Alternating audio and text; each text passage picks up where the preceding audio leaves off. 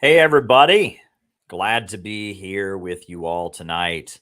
Should be yet another great late night conversation. Hit the like button, hit the subscribe button, hit the notifications bell. We'll be doing what we usually do. Uh, yeah, just another late night chat. A lot of great things to talk about. So let's go.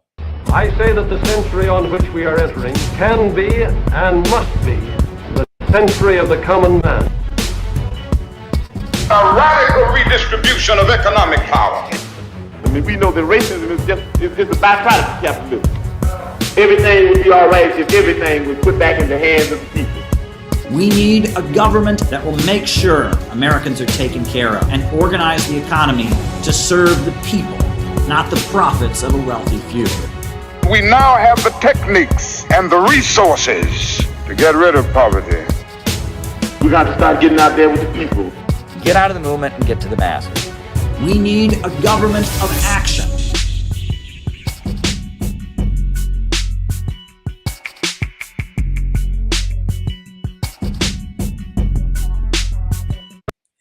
Welcome, everybody. So glad to be here with all of you tonight. Hit the like button, hit the subscribe button, hit the notifications bell. Yeah, a lot of great things to talk about. Really glad to engage with all of you. The way we do things here on this stream, I give my opening remarks. That's then followed by the roll call, where I call you all out as I see you, names and locations. We find out who's on the other side. And then from there, I answer your super chat questions or your Rumble rant questions or your Rockfin tip questions for the rest of the night. So if there's something that you would like me to talk about in the second half of the program, shoot me a message, shoot me a super chat, shoot me a Rumble rant, shoot me a Rockfin tip. I will put you on the list and we'll talk about it in the second half of our show. Wow. Couple of quick updates to let you all know about. Just a few announcements to get out of the way. The most important of which is that we are having a national gathering coming up December 2nd in Portland, Oregon. The Center for Political Innovation will hold its national convention. Going to be very, very, very exciting. National convention in Portland, Oregon, December 2nd. It looks like Scott Ritter is going to be there. It looks like David Rovix is going to be playing music. It looks like Nick Brana of the People's Party is going to be there. It looks like the Libertarian Party will be represented. It's going to be all around a great event. We are very excited. We are going to fill that auditorium. 250 people will be coming. It's a beautiful venue outside of Oregon, or outside of Portland, rather. It's going to be great. So now is the time to make your travel arrangements. Now is the time to send a contribution. If you want to help us put it on, we could use the help. I hope to see you there. We are going to fill that place up. We're going to have buses from Seattle. We're going to have buses, bringing people locally in from Portland, providing transportation. And we're also going to have buses to bring people in from Northern California. It's going to be a great, great time. So, a lot of our folks out there in the Pacific Northwest, I was just up there for a small movie screening we had. A lot of our folks are really pumped and excited, and we are going to make this event happen. We're very excited. So I want to make sure that you all know about it and make travel arrangements. It's going to be a great show. It's going to be a great event. There's going to be a big feeling of oneness and bonding that comes out of it. It's going to be great. Couple other announcements. I don't know if you're aware, but on Sunday, YouTube took down 115 videos from this channel. And it was weird. On Sunday, I did a live stream with you all. And it was great. We had our live stream on Sunday. And on Sunday, I showed you all the, the video that I did of the conversation I had with Russian Foreign Minister Sergei Lavrov. It was like a back and forth. I asked him a question at the press conference. I also showed you some of my exclusive one-on-one interview with the president of the Islamic Republic of Iran, Ibrahim Riazi. So anyhow, I posted the video of my chat with the Russian foreign minister, and that video just exploded. I don't know why. It got 61,000 views and counting. However, almost as soon as that video exploded, they started taking down YouTube videos. And by the end of the night, they had taken down 115 videos from this YouTube channel, saying that they violated the community guidelines. They did not give me any strikes or warnings, and they said we're just removing it. So they have removed pretty much every RT story I've ever done. There's some old RT stories. Basically, every RT story I've done in like the last year, they removed. They removed it, and it's shocking to me. And just what? Because I work in Russian media, I'm not allowed to upload my news stories, right? I mean, I'm an American citizen. I do reporting. I would never report anything that I didn't believe to be true. I always am trying to be objective in my reporting. And it seemed like it was just retaliation, more or less, for the fact that I had a video, a conversation with the Russian foreign minister that was going viral on this channel. They saw it going viral. They saw that it's up to like 61,000 views. And so to teach me a lesson, to teach me not to ask good questions to the Russian foreign minister about American involvement, they decided to remove a bunch of my videos. Well, it's bullshit, but we're going to keep going. And those videos are still available on the Rumble, and they're still available on Odyssey. So those videos are not gone. You can watch them on the Odyssey channel, and you can watch them on the Rumble. So they're not gone. You can even watch some of them on the streams where I played them. So, it's not the end of the world. A little bit of a shocker. Didn't see it coming. But there you go. That was quite interesting. The other thing that I thought is that you all should be aware of is this background. Right? This is my usual bookshelf, but you'll notice the books are moved around a little bit. And I've got my window over here. I'm on my window over there, and I'm on a different wall because this room that I'm in, this home studio that I use for my RT broadcast, just got a high-tech upgrade. I have a shit ton of new equipment here in this room. Can't show it to you yet. I've got a lot of fancy lights, and I've got a big screen that's going to go behind me, and we just got a big high-tech upgrade for this apartment, and I'm really, really happy about it. This is where I do my work. I work from home. This is a home studio. And, right now I've moved the bookshelf to the other wall, and I'm sitting here at my desk, but it's going to be pretty soon. You're going to see it's going to be much improved. You'll be blown away by what you see once we're fully set up. Right now, I'm just using the ring light like I always do. I've just got my bookshelf. I'm at the other wall. But you just wait until you see, what we're going to have. It's going to be great. So I wanted to let you all know about that. Things are happening. In other news, what else is there to report on? A lot has happened. A lot has happened in the past week or so. The UN Security Council coverage was great. That was really, really awesome. Couple of things I wanted to let you all be aware of. Oh, and thank you, Reestablishment. Yeah, I mean, it's interesting that it happened when it did, and and how it did, right? I guess before we go on from that point, and thank you, Reestablishment. Before we go on from that point, I will remind you all that if at some point they do just come for this channel, if at some point they just take this channel down, which they are not above doing, I'm obviously not going to stop doing these streams. So I will at that point still be on Rumble. I'm on the Rumble, and I am on Rockfin. I am on Odyssey. I'm gonna not go away. So I've thought about maybe using Kick. Not sure if I want to do that or not, but I'm gonna keep streaming. So if for some reason this channel disappears someday, God forbid, and I will fight for my right to be on YouTube. I will absolutely fight for my right to be on YouTube because this is the biggest platform. And I've been here for 15 years. I have just as much right to be here as anybody else, right? I follow the rules like you wouldn't believe. We're never talking about, the stuff we're not supposed to talk about. We are, but regardless, if for some reason this channel were to disappear, just go right to the Rumble because there I'll be. Go right to the Rockfin because there I'll be. Go right to the Odyssey because there I'll be. I am not going to go away, and I'm not going to stop, right? So, please, I beg you, if for some reason this channel disappears, go to the other places to find me, and I will not be going away. And it may be harder to find me, but I'll still be there. All right. So I want to remind you of all of that. I want to make sure that you all are aware that I'm not planning to disappear. I'm not going to vanish. So that's an important point to be made. So wanted you all to be aware of that.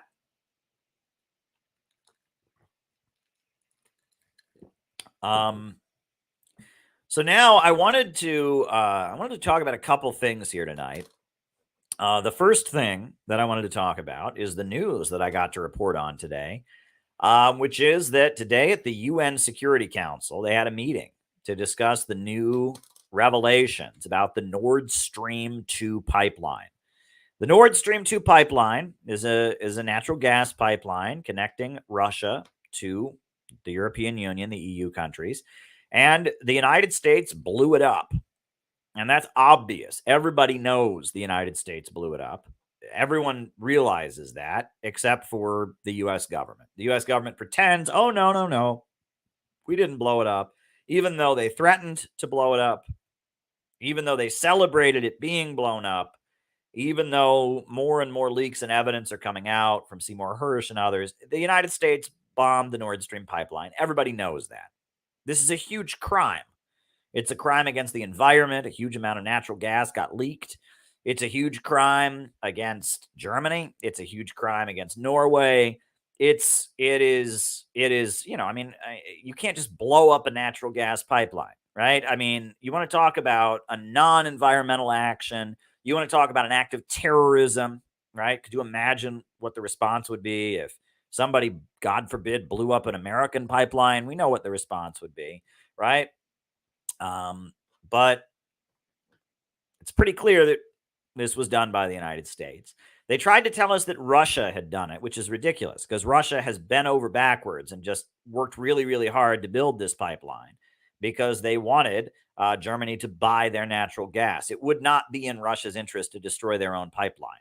Russia's pipeline is something that's the main way that Russia makes money. It has its state revenue by selling oil and gas. So blowing up a pipeline and preventing them from being able to export gas to the European Union would not be in Russia's economic interest.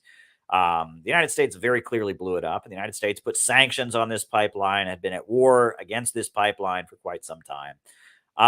So we all know the United States blew up this pipeline. So they had an an anniversary UN Security Council meeting to discuss the destruction of the pipeline. It's been a year now. And at that meeting, they had a very important guest speaker, Jimmy Dore. Jimmy Dore, the great Jimmy Dore, who I've met in person on a number of occasions, who I've had the honor of appearing on his show, a good friend of the Center for Political Innovation, an ally. Jimmy Dore spoke to the UN Security Council today. I was delighted when the meeting opened up and they announced who the speakers were going to be. That the expert testimony was going to come from Jimmy Dore. I was blown away. So I wanted to make sure that you all had a chance to watch Jimmy Dore's testimony before the UN Security Council. This made my day. This put a smile on my face. Jimmy Dore appeared before the UN Security Council. Let's go. The 9,424th meeting of the Security Council is called to order. The provisional agenda for this meeting is threats to international peace and security. The agenda is adopted. In accordance with Rule 39 of the Council's Provisional Rules of Procedure, I invite the following briefers to participate in this meeting. Mr. Dirk Polman, journalist, and Mr. Jimmy Dore, political commentator. It is so decided. I now give the floor to Mr. Jimmy Dore. Greetings, Mr. President, distinguished members of the Council. I'm here to speak today about the attack on the Nord Stream pipeline that took place 1 year ago on September 26, 2022. 4 explosions ruptured the Nord Stream 1 and 2 pipelines that carried natural gas from Russia to Europe. It was the biggest act of industrial sabotage in human history, severing the main artery for energy from Russia to Germany, cheap energy that was critical to maintaining Germany's industrial base. We have heard every cockamamie and ridiculous theory on how this happened. Now, you don't need to be a genius investigative reporter to figure out who is the culprit of the Nord Stream attack. Incredibly, most Western news outlets ignore the fact that the President of the United States, Joe Biden himself, announced on February 9th, 2022, that he would in fact attack the Nord Stream 2 pipeline, saying, and I quote, "If Russia invades Ukraine, tanks crossing the border again, there will no longer be a Nord Stream 2 pipeline." Yeah, and that is 100% true. Joe Biden threatened to destroy the Nord Stream 2 pipeline, and he threatened that if Russia intervened in Ukraine, he would destroy the pipeline. And then Russia intervened in Ukraine, and then the pipeline got destroyed. We will bring an end to it. I promise you, we will be able to do it. Even with that pre-admission of guilt from the President of the United States, most of the Western press remained baffled as to who could have pulled off the greatest act of eco-terrorism in history. But luckily, we don't have to rely on my interpretation of President Biden's clear threat to attack the pipelines. We actually have Seymour Hersh, a genius investigative reporter. Yeah, it is ironic that the Biden administration is constantly talking about the environment, about climate change. They're just such environmentalists, and yet they blew up a natural gas pipeline. Never before has there been a terrorist attack or an incident that has unleashed so much pollution in one moment as what they did when they blew up the pipeline. And yet they want to lecture us about they care about Mother Earth and carbon emissions. Bullshit.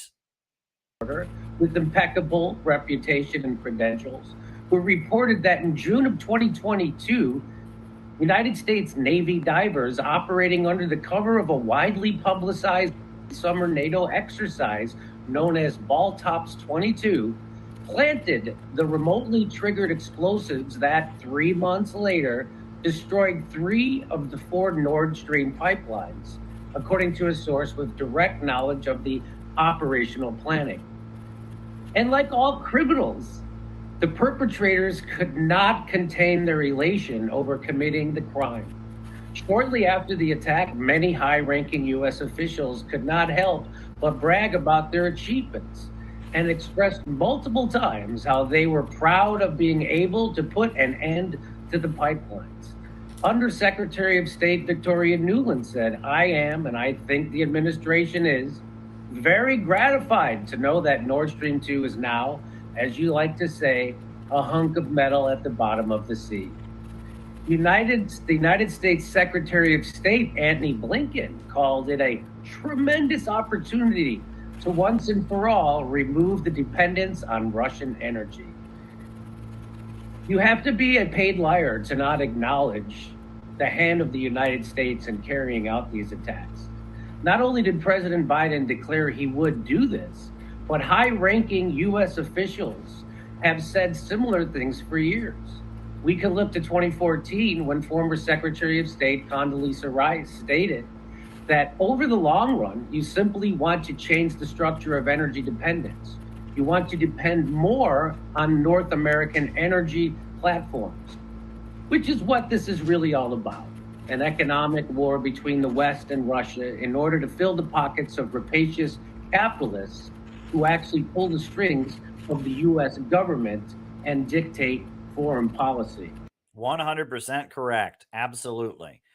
This country is not a democracy. This country is ruled by big banks and big corporations who exercise their power to conquer the world and maintain a monopoly. Jimmy Dore understands we live under imperialism, capitalism in its monopoly stage. We got a great bit on that later in the program after we finish listening to Jimmy.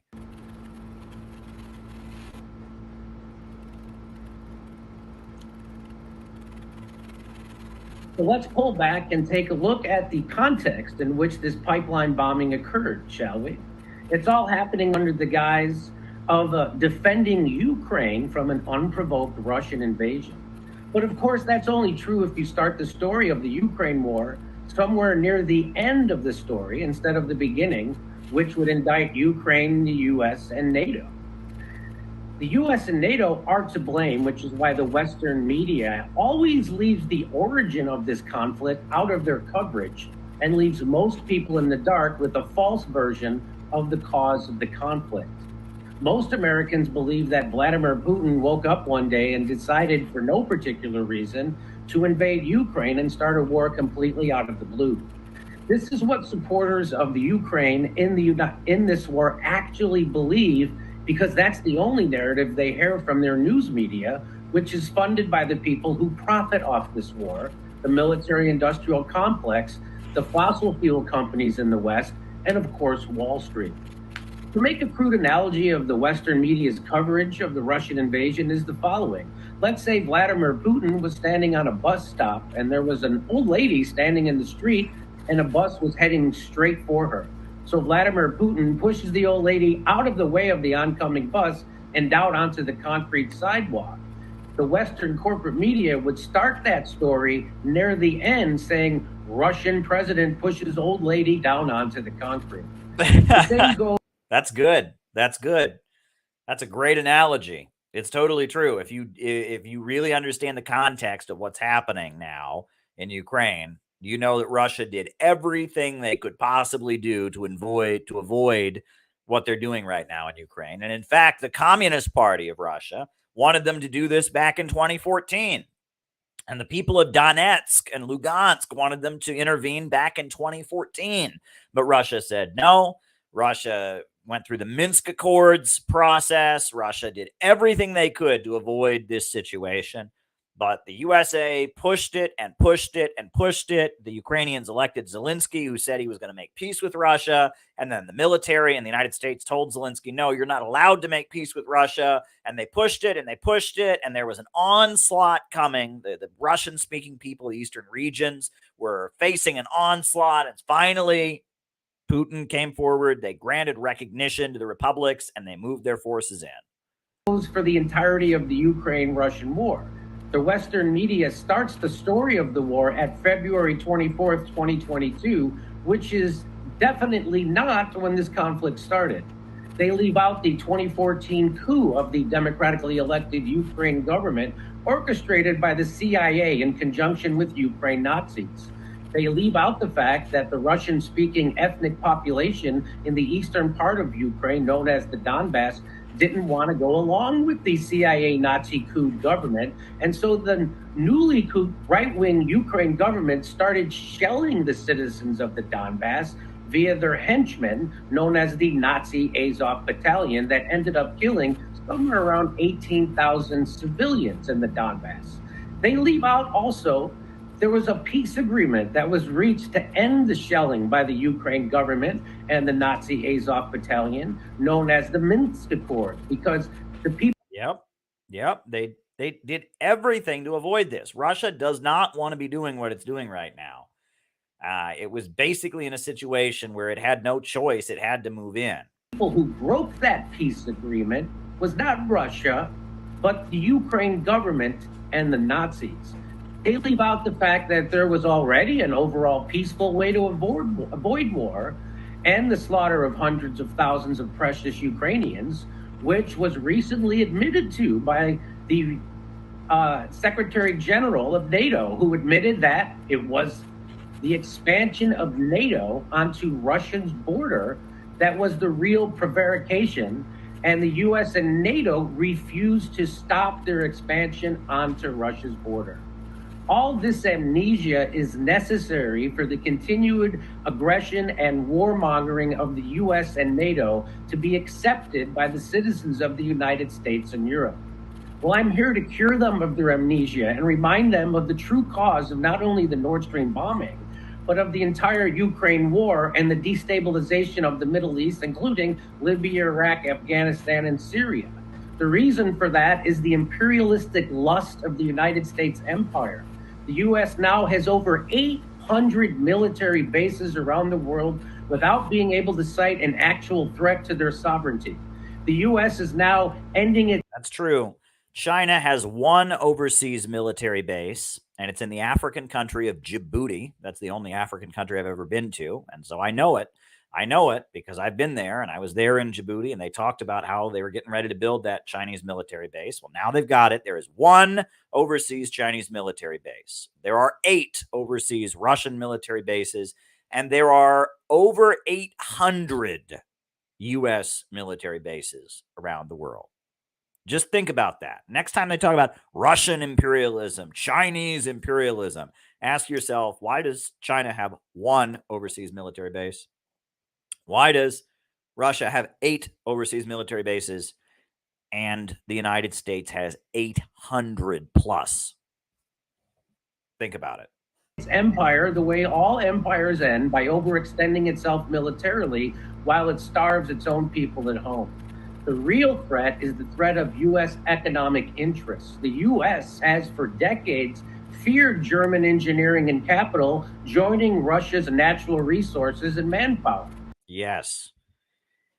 It's not just the United States, it's the British. The British Empire has long feared the alliance of the Germans and the Russians. And this is a geopolitical fact that goes back many decades. This has been a big, big fear on the part of the British Empire because the British Empire, Britain, is an island and it's not on the European mainland. And the British have long struggled to maintain their control of the European mainland. And if Germany and Russia were to align at that point, the British and their economic power would be forced off of the European mainland. And if there was a Eurasian, a Eurasian alliance that included the Germans and the Russians at that point, that would be the end of Anglo-American domination of the global economy. And the European mainland countries have long been kicked around by the Americans and the British. The Americans and the British control the oil markets. France is into nuclear power.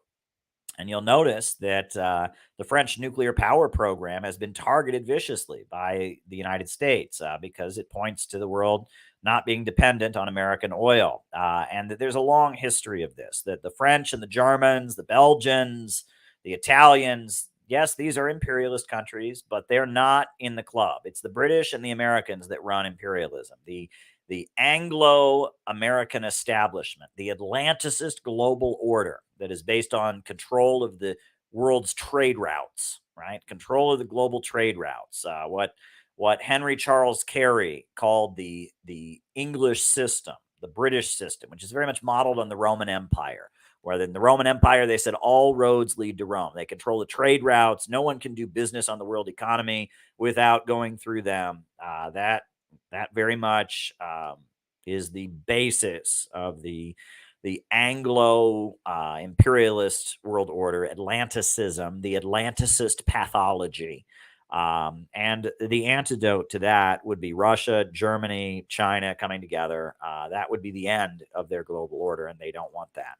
As elucidated very clearly by the founder of the U.S. intelligence firm Stratford, George Friedman, in his 2010 book, says, quote, Russia does not threaten America's global position, but the mere possibility that it might collaborate with Europe and particularly Germany opens up the most significant threat in a decade, a long-term threat that needs to be nipped in the bud. Therefore, maintaining a powerful wedge between Germany and Russia is of overwhelming interest to the United States. For the U.S., Friedman added in 2015, the primordial fear is German technology and German capital, combining with Russian natural resources and Russian manpower to form the only combination that has for centuries scared the hell out of the United States. Yep. And I will add that this war on Russia, the economic war on Russia, that started 2014 when they started sanctioning the hell out of Russia in response to the Ukraine conflict, and that whole situation has not only screwed over the Russians, it's screwed over the Germans. The German people pay ridiculous amounts for their natural gas now. The German people can't use their ports. A lot of dock workers have lost their jobs because Russia would have products imported that would be delivered on ships to German ports, and dock workers would unload it, and then they'd be transported to Russia. Not anymore. Now the German ports can't do business with Russia because of the sanctions. The Germans have been screwed. They've been royally screwed. And in Germany, there's been a rise of the Die Linke, which is the left party, which is divided, but the hardline, the communist wing of Die Linke.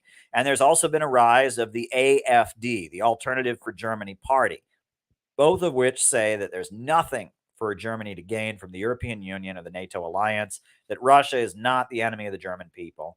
And of course, the response in Western media is to call them Nazis, which they're not Nazis. The Nazis hated the Russians. But the German people have been royally screwed by all of this. And the Germans, let's remember, they have U.S. troops on their soil. They are an occupied country. They don't have their national sovereignty. It's pretty ridiculous. In this showdown, the U.S. aims to control the line from the Baltics to the Black Sea. Russia, by contrast, must have at least a neutral Ukraine, not a pro-Western Ukraine, because a neutral Ukraine would impede the primordial U.S. goal of a Russian-German fissure. The U.S. has opted for a proxy war instead. The Western governments are silent, even as the U.S. says through anonymous sources that Ukraine is responsible for the Nord Stream attack, but they won't blame them publicly. And so the United States continues to arm Ukraine to the teeth in hopes of extending the war and avoiding peace. The Germans say it's Ukraine, but will not release their official investigation and will not make an announcement. The final obscenity is that the people in the West who claim to be environmentalists and claim to care about climate change and the environment say nothing about the worst release of methane gas in human history. Ain't it the truth? We're all supposed to be poorer to save the climate. I mean, we're a threat to the climate. We're a threat to the environment. Our breathing of carbon is some big crime against nature. But blowing up a pipeline, blowing up a natural gas pipeline and releasing methane gas into the atmosphere, hey, whatever, We're supposed to be mad that cow farts. Did you know this? This is a big part of the climate change theory. Cow farts. The farts of cows are part of what is supposed to cause climate change. That, cattle, there's more cows, and these cows, they graze in the field, they eat grass, and they fart methane, and that is supposed to be destroying our environment.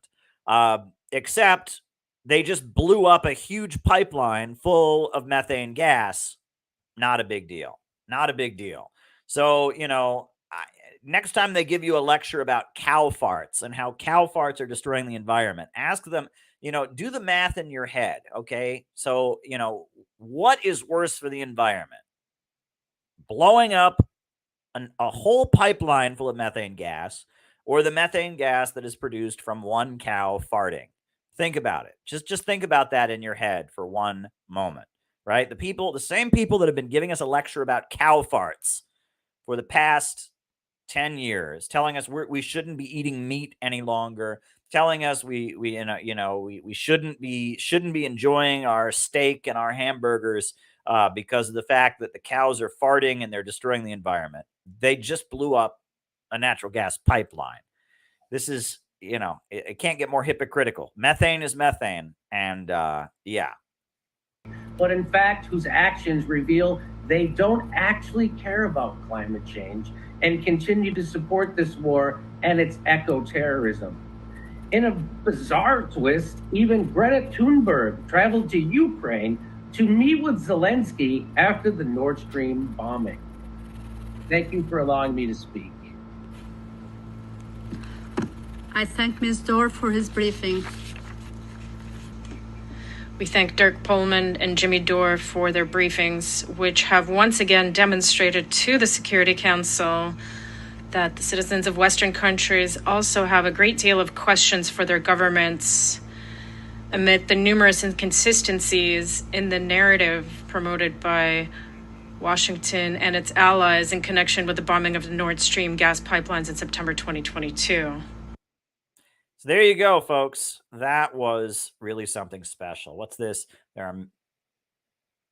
There we go. There we go. You're on the list, reestablishment. And then anybody else, by the way, too. If you want me to talk about whatever you want me to talk about, answer a question, give a comment, whatever, in the second half of our show, just send a super chat. You'll be put on the list. The second half of the show is me answering your questions.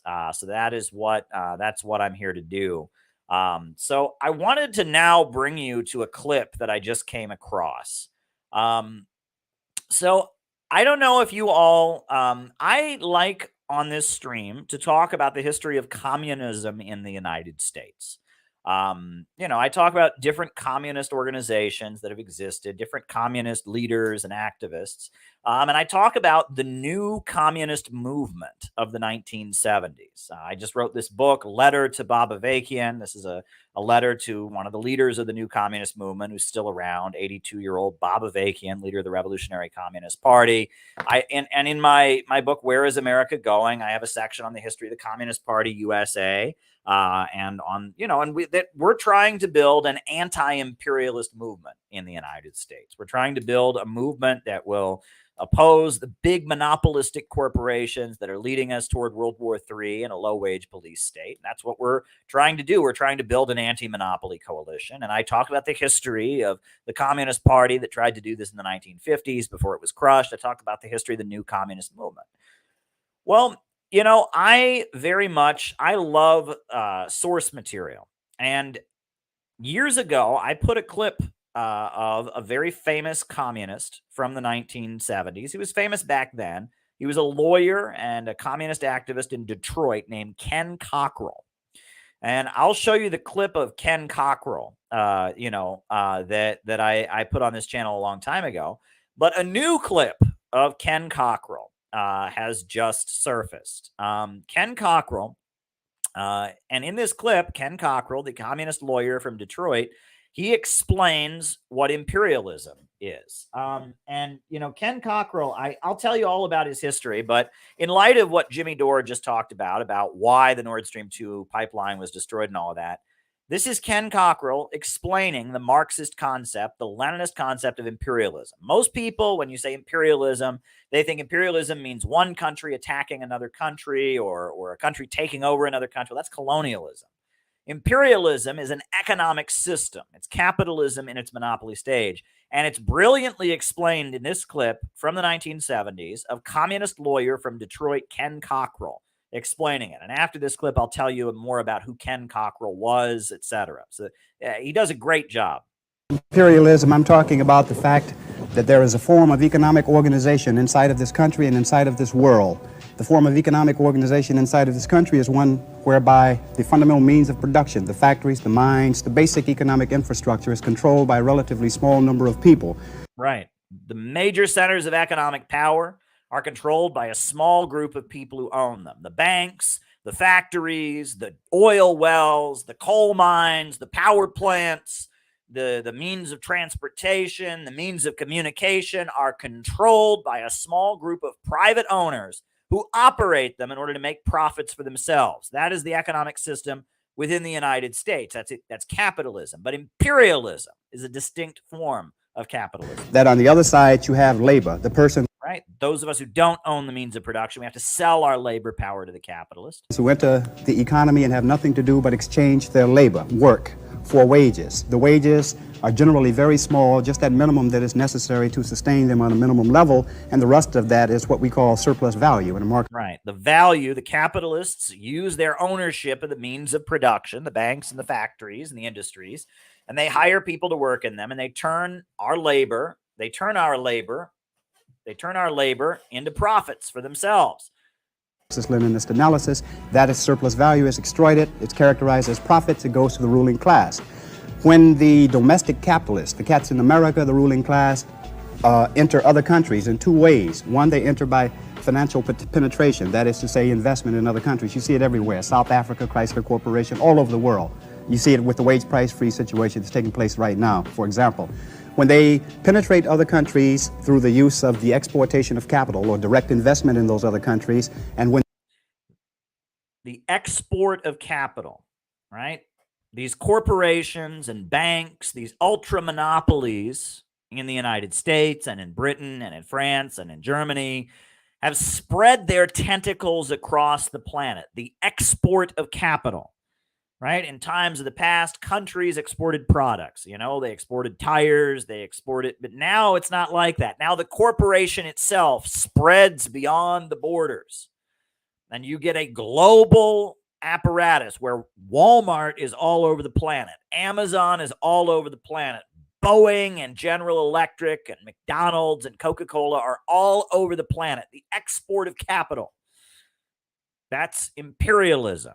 The domination of the planet by ultra-monopolistic associations, trusts, cartels, and syndicates based in the Western countries, holding back development. They couple that, of course, with the use of this elaborate military machine to smash national liberation struggles that take place in other countries, which struggles might result, for example, in the expropriation of the ruling class over here, taking their companies over, this kind of thing. Right. When a country stands up against the domination, the export of capital by Western corporations, when that happens, the response is military intervention. All the countries that become targets of U.S. military interventions are countries that have kicked out the domination and export of capital by Western corporations. They've kicked out Wall Street's domination of their country. They've asserted their economic independence. They've become competitors. Russia used to be a deeply poor country in the 90s, but then Putin got back into power, and they put the oil and gas and center of the economy. They started selling oil and gas. They rebooted their economy. Now they're an enemy again, right? China used to be the sick man of Asia, but the Communist Party built huge steel mills and power plants, raised millions of people up from poverty, built the world's largest telecommunications manufacturer, Huawei Technologies. Now China is an enemy. That Iraq was an enemy because it was selling oil in competition with Wall Street. It had a state-run economy centered around its state-controlled oil industry. Same with Libya. The wars are used to enforce a global economic order, the export of capital, the rule of the world by trusts, cartels, and syndicates based in the Western countries. So when I talk about imperialism, I want to put it, in terms that I hope can be understood. I'm simply talking about capitalism leaving the borders of the United States, number one, through the mechanism of financial penetration and the acquisition of markets in those other countries, and the use of the fist, the gun, and the club, and the force of the armed military apparatus of the state to smash liberation struggles wherever they might occur in the world, because those liberation struggles are headed fundamentally in the direction of socialism and therefore are unalterably. That's right. When countries start asserting their independence and break free, they inevitably move towards socialism. If you're fighting the imperialists, you are becoming a socialist, right? Even if you don't call it that. In Iran, they call their revolution not capitalism, but Islam. They're against Marxism up and down. But if you look at their economy, it's very socialistic. Russia, the Soviet Union was overthrown. The government there no longer believes in Marxism. It's got Russian Orthodox, Christianity, nationalism, but the state controls the major oil and natural gas companies and subsidizes the industries, and the Communist Party is a big part of the government. And that when a country breaks free from Western domination, it is forced to move in a socialistic direction. Che Guevara explained that the nationalist bourgeoisie is too weak to fight imperialism on its own, and it must have the support of the working class. And because of that, the working class becomes essential in any national liberation struggle. This is what Lenin understood, that the struggle against capitalism in our time is the struggle of whole nations to break themselves out of the domination of imperialism, the domination of the rule of the world by trusts, cartels, and syndicates. This is what Ken Cockrell is getting at. This is a great clip. To the continued existence of the capitalist rule and domain over the entire world. So that's what I mean by imperialism. It is the fundamental enemy. We understand that we are black. We understand that our oppression has a national character, but we also understand that if it was not profitable for those elements to subject us to exploitation on the basis of our race, they wouldn't do it. It simply wouldn't make sense. That was a great clip, and I don't know where they found it, but Ken Cockrell, that's who you were just listening to there. Kenneth Cockrell, and I'm going to tell you about Kenneth Cockrell. If you want to learn about Kenneth Cockrell, go and read this book, Detroit, I Do Mind Dying, a study in urban revolution. And you will learn some history in this book that you have never heard before. I lived in Detroit for one summer. I spent the summer of 2008 in Detroit. That was the summer that Barack Obama got elected. And I was a full-time communist organizer fighting against home foreclosures. We did amazing, heroic things. When a family was getting kicked out of their house, we would stand on the door in the doorway and block the sheriffs from getting in. We would break the locks and put people's belongings back into their homes. We would block the streets so the bulldozers couldn't come. We did great stuff. It was a great summer. But in 2008, the summer of 2008, when I was in Detroit, his son was the mayor. Kenneth Cockrell Jr., who was just a regular Democrat, nothing like his father, was the mayor of Detroit at the time I was living there. And Ken Cockrell, his name in the streets of Detroit, even back then in 2008, Ken Cockrell was considered to be a great man, a champion of the people. Ken Cockrell was a lawyer, and he was a lawyer in Detroit during the 1970s. And he took up a case that everyone thought there was no chance in hell. What happened was there was a heroin gang in Detroit that was selling heroin in the black community. And the Black Panther Party decided to kill the heroin dealers. And so the Black Panthers, to protect their people from heroin addiction, went to the drug house where the heroin dealers were distributing their heroin, and they walked in and they shot them. What they did not know was that the heroin gang, you're on the list, Dan, the heroin gang was being protected by the Detroit police. And so the police showed up to protect the heroin gang. And the Black Panthers ended up having a shootout with the police.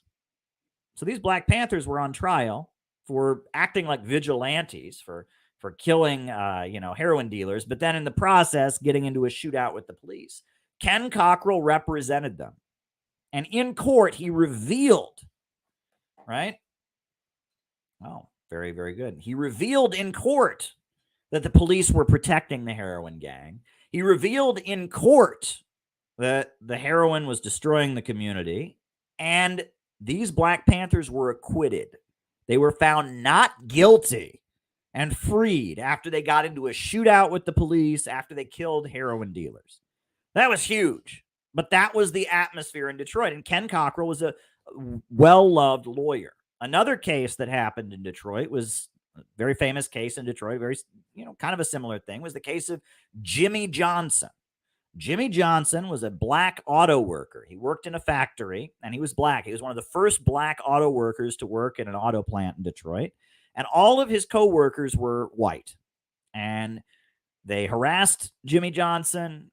He was bullied. A lot of the white workers there, the supervisors, but also the other auto workers were racist. They didn't want him there. He applied for vacation, and he filed to take his time off that he was entitled to. And he came back to work one day. He came back to work after his vacation, and they said to him, you didn't show up for work. No call, no show. You're fired. And he said, but I filled out the forms. And they said, well, we lost the forms. And they fired him wrongfully. He was fired even though he filed for his vacation. And he was he was probably the only black auto worker in the plant. So the next day, Jimmy Johnson showed up at work with a shotgun, and he killed two of his coworkers. He was very angry that he'd lost his job. He'd suffered months of harassment. And so he showed up at work and he killed two of his coworkers. He was charged with murder. Ken Cockrell got him acquitted. Ken Cockrell got him acquitted in court. Showed that his crime of passion was caused by months of racist harassment. And Ken Cockrell was a hero to the black community in Detroit. He was a hero in the black community as this communist lawyer who represented auto workers, represented Black Panthers. And Ken Cockrell had a communist organization that he led. It was called the League of Revolutionary Black Workers. It started out as the Dodge Revolutionary Union Movement, DRUM, eventually became the League of Revolutionary Black Workers, and it eventually merged in with the Communist Labor Party of Nelson Peary.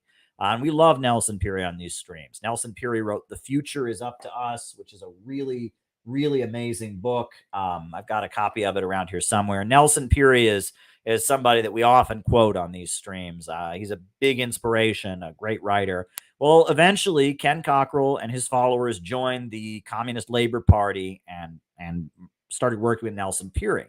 So Ken Cockrell is a really well-loved figure in Detroit. And this book, you read about this, one of Ken Cockrell's associates, Mel Ravitz, I believe was his name, was a communist judge, was a judge in Detroit he put Mao's little red book on the bench. He kept a copy of the little red book on his bench, and he, was a judge. There was a member of city council, who was a communist, a Maoist communist, and that in the 1970s, Detroit was really one of the only places in the country that what you call the new communist movement, the NCM, was successful. Among the black workers in Detroit, the black auto workers and the auto plants of Detroit, they were largely successful. That their message of anti-imperialism was successful. And also right next to Detroit, and this is wild, next to Detroit, there's a city called Dearborn. Have people ever heard of Dearborn, Michigan? Well, Dearborn is the highest concentration of Arab Americans in the country. And in Dearborn, there's a lot of Yemenis, there's a lot of Iraqis, there's a lot of Jordanians, and there's a lot of Palestinians. There's a lot of Arabs in Dearborn, Michigan. It is the highest concentration of Arab Americans. And so during the 1970s, the League of Revolutionary Black Workers, led by Kenneth Cockrell, and the Arab Americans and the Arab workers of Dearborn started having huge mass rallies to support the Palestinians. And they would have rallies of tens of thousands of people in Detroit, waving the Palestinian flag, chanting against Israel. They were constantly accusing the League of Revolutionary Black Workers of being anti-Semitic, and that what was going on in Detroit was very, very exciting in the 1970s. It was really one of the only places in the country that you had the new communist movement, the NCM, becoming successful. And in fact, the mayor of Detroit, the first black mayor of Detroit, Coleman Young, was somebody who was considered a friend of the Communist Party USA. He had been in the Provisional Organizing Committee, which was like an early Maoist split from the Communist Party. Detroit was a city in the 70s when the plants were still open, when the auto plants were still there manufacturing cars, was a city that was very much a city where the new communist movement, the Maoist communists, had a huge amount of success because it was black workers that were impoverished, that were getting jobs in industry. There was a labor union tradition. There was a lot of respect for organized labor. You had the Arab American population that was pro-Palestine and sympathized with third world national liberation struggles. And in the 1970s, Detroit was kind of a stronghold of the new communist movement. Now, that's why Detroit was immediately, the banks declared war on the city and stopped lending the city money. That's why you had the plants, the auto plants, leave Detroit first before anywhere else. The capitalists were very afraid of Detroit and what was happening there. And that's why Detroit has been so badly punished, right? The capitalists of the country basically said, we can't have a radical environment like in Detroit. Detroit was a city where even today there is a radical tradition. Ken Cockrell, like I told you, his son, who was just a regular Democrat, was the mayor, but he was running because everyone loved his father and knew what a radical his father had been. And that Detroit has a radical history as a black working class city where there is a strong admiration for the labor movement and the United Auto Workers. And Detroit has a unique history. And Ken Cockrell, who you saw in that clip explaining what imperialism is, he is very much considered to be, I'm trying to find the other clip of, the other clip on here of that I've got of Ken Cockrell. So let me, right. I'm going to try to pull up the other video that I've got you know, of Ken Cockrell, because I've got another video of him because he was just a great orator, a great speaker. And, you know, I just want to pull that clip up if I can find it. So let me just try to find the clip for you all, because I really would like you to see this other clip. I did not know this clip that was just shown that I found. I was so impressed because Ken Cockrell is someone that I've studied, I've looked up to, a great, you know, black communist leader from that era. So let me see if I can find the other clip that I have. This is a clip that I put on this YouTube channel a really long time ago of Ken Cockrell. So I'm just scrolling through my old videos here. I'm going to find the clip of Ken Cockrell.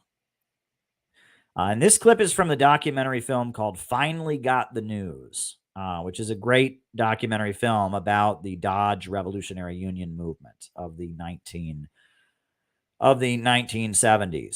when the black auto workers formed the Dodge Revolutionary Union movement. So I'm going to find this other clip of Ken Cockrell. I'm just going through the videos here. I want to show it to you all. It's a great clip, so let me just find it here. But Ken Cockrell, you want to talk about a communist organizer who got a lot done. I mean, he was a well-respected lawyer in the city of Detroit. He got people elected to city council. He won battles in the courtroom.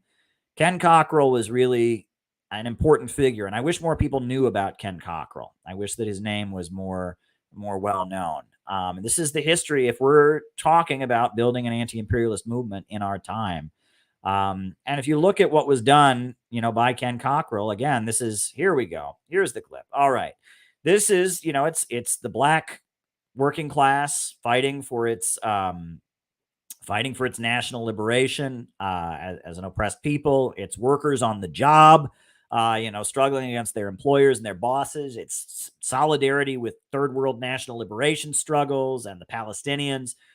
You know, that what was going on in Detroit in the 1970s was very much, it was all of that coming together with the leadership of Marxist-Leninists, you know, talking about capitalism and imperialism. So here is, I'll show this next clip, and it's this is from the film Finally Got the News. I can just get the clip to come up here, right? Here we go.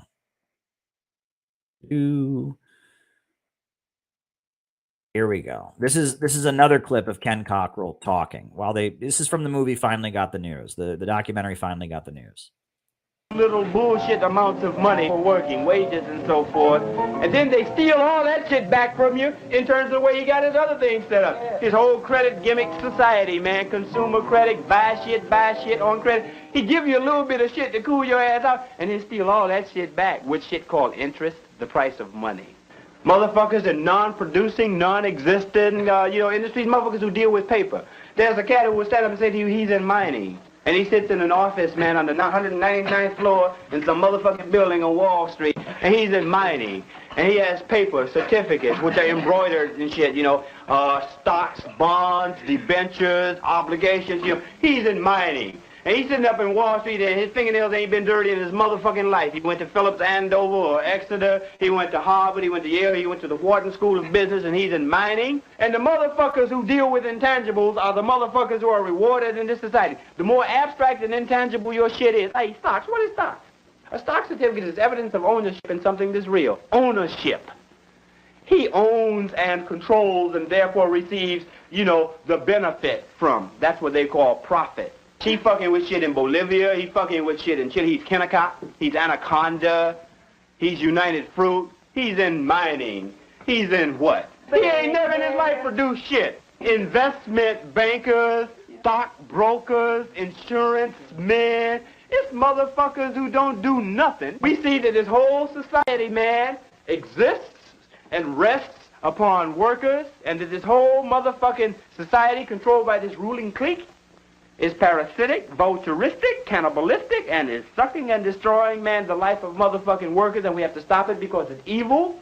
There's a lot of confusion amongst white people in this country, amongst white workers in this country about who the enemy is.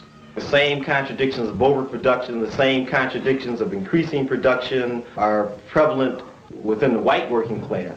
But because of the immense resources of propaganda, publicity, radio, television, journals, magazines, and so on and so forth, which can be drawn upon, white people tend to get a little bit confused about who the enemy is. If you take a look at, white workers in Flint, for instance, in the automobile industry, who are pretty hard pressed because the Buick plant up there is whipping their ass. And it's whipping their ass about twice as hard today as it was 5 years ago. But who do they think the enemy is? The nigga on the street. Crime in the streets, was the problem. Or black people, moving into our neighborhood, causing housing prices to decline and threatening to rape our wives and daughters, And as a result, you get a cat like George Wallace who comes along, and George Wallace is not the first of the populist fascists in this country.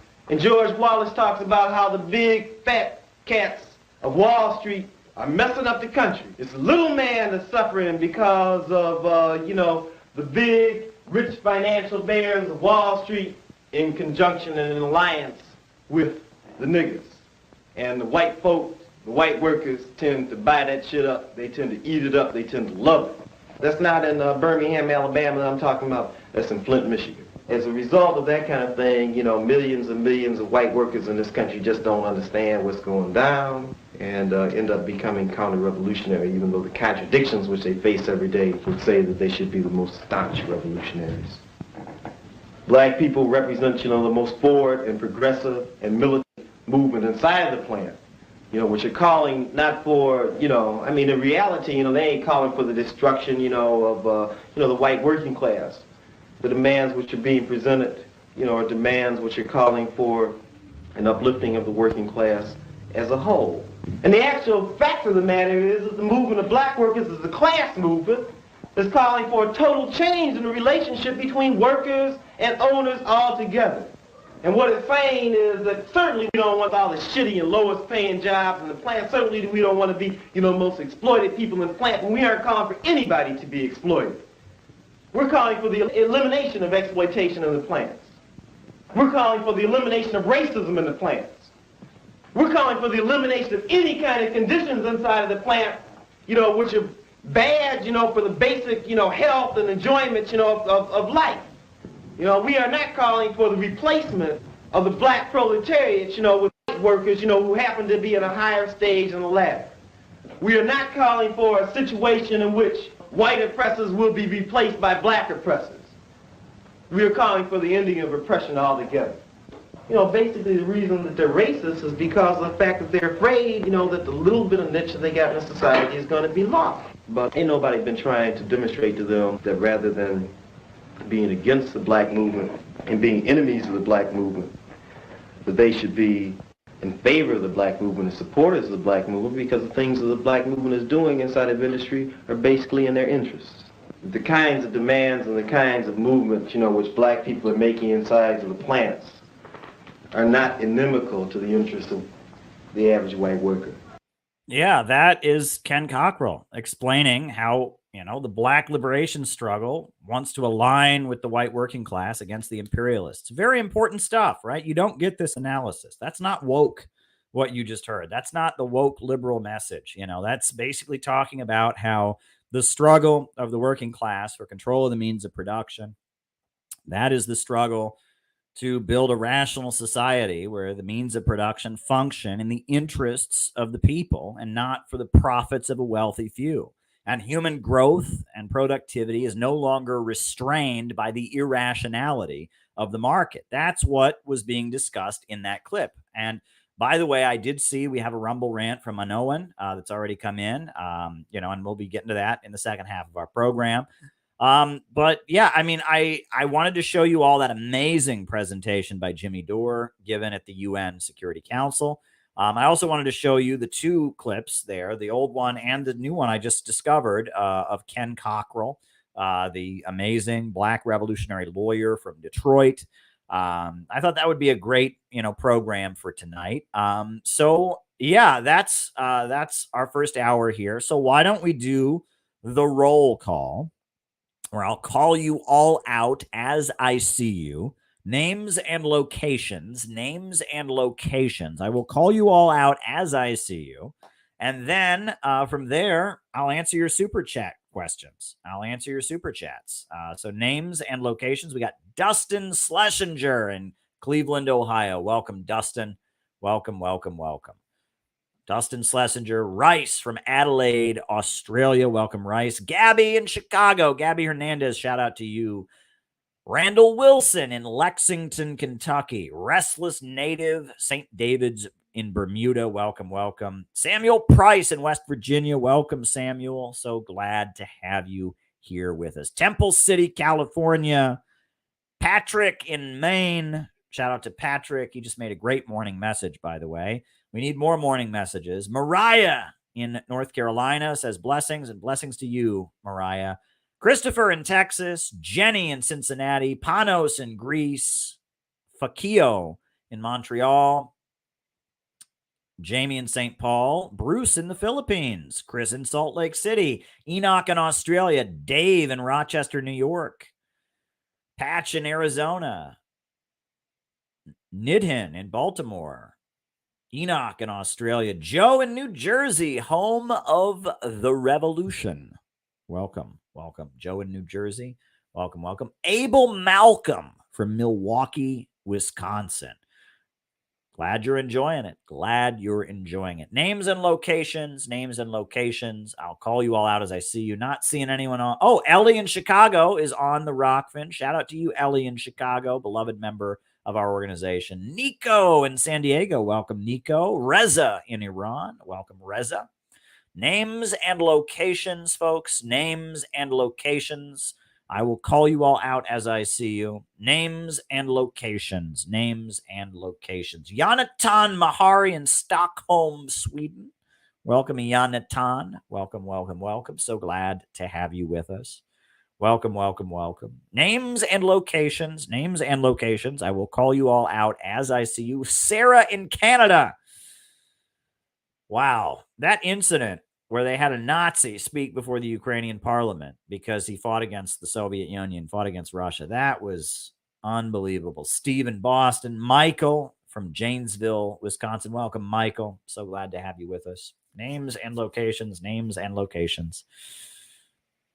Names and locations. So glad to have you all. Steve in Boston. Welcome, Steve. Welcome, Steve. All righty. All righty. Now, the second half of the show is just me answering people's questions. So if there's something you would like me to comment on, if there's a question you'd like me to answer, if there's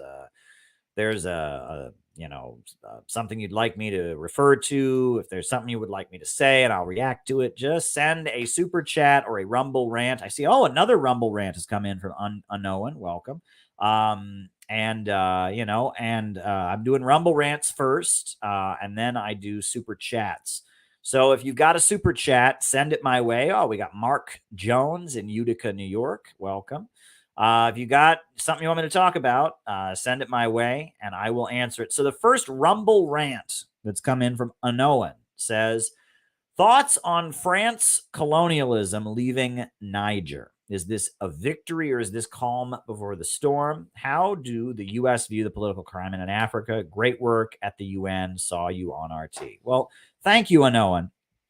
I think that what has happened in Niger, I guess, Niger, however you want to say it, what has happened in Mali and what has happened in Gabon is all a good development.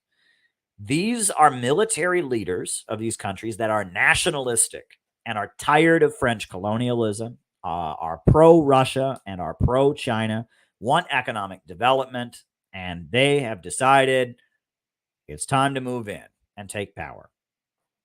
That is the situation. And it's a flip of what we saw during the Cold War.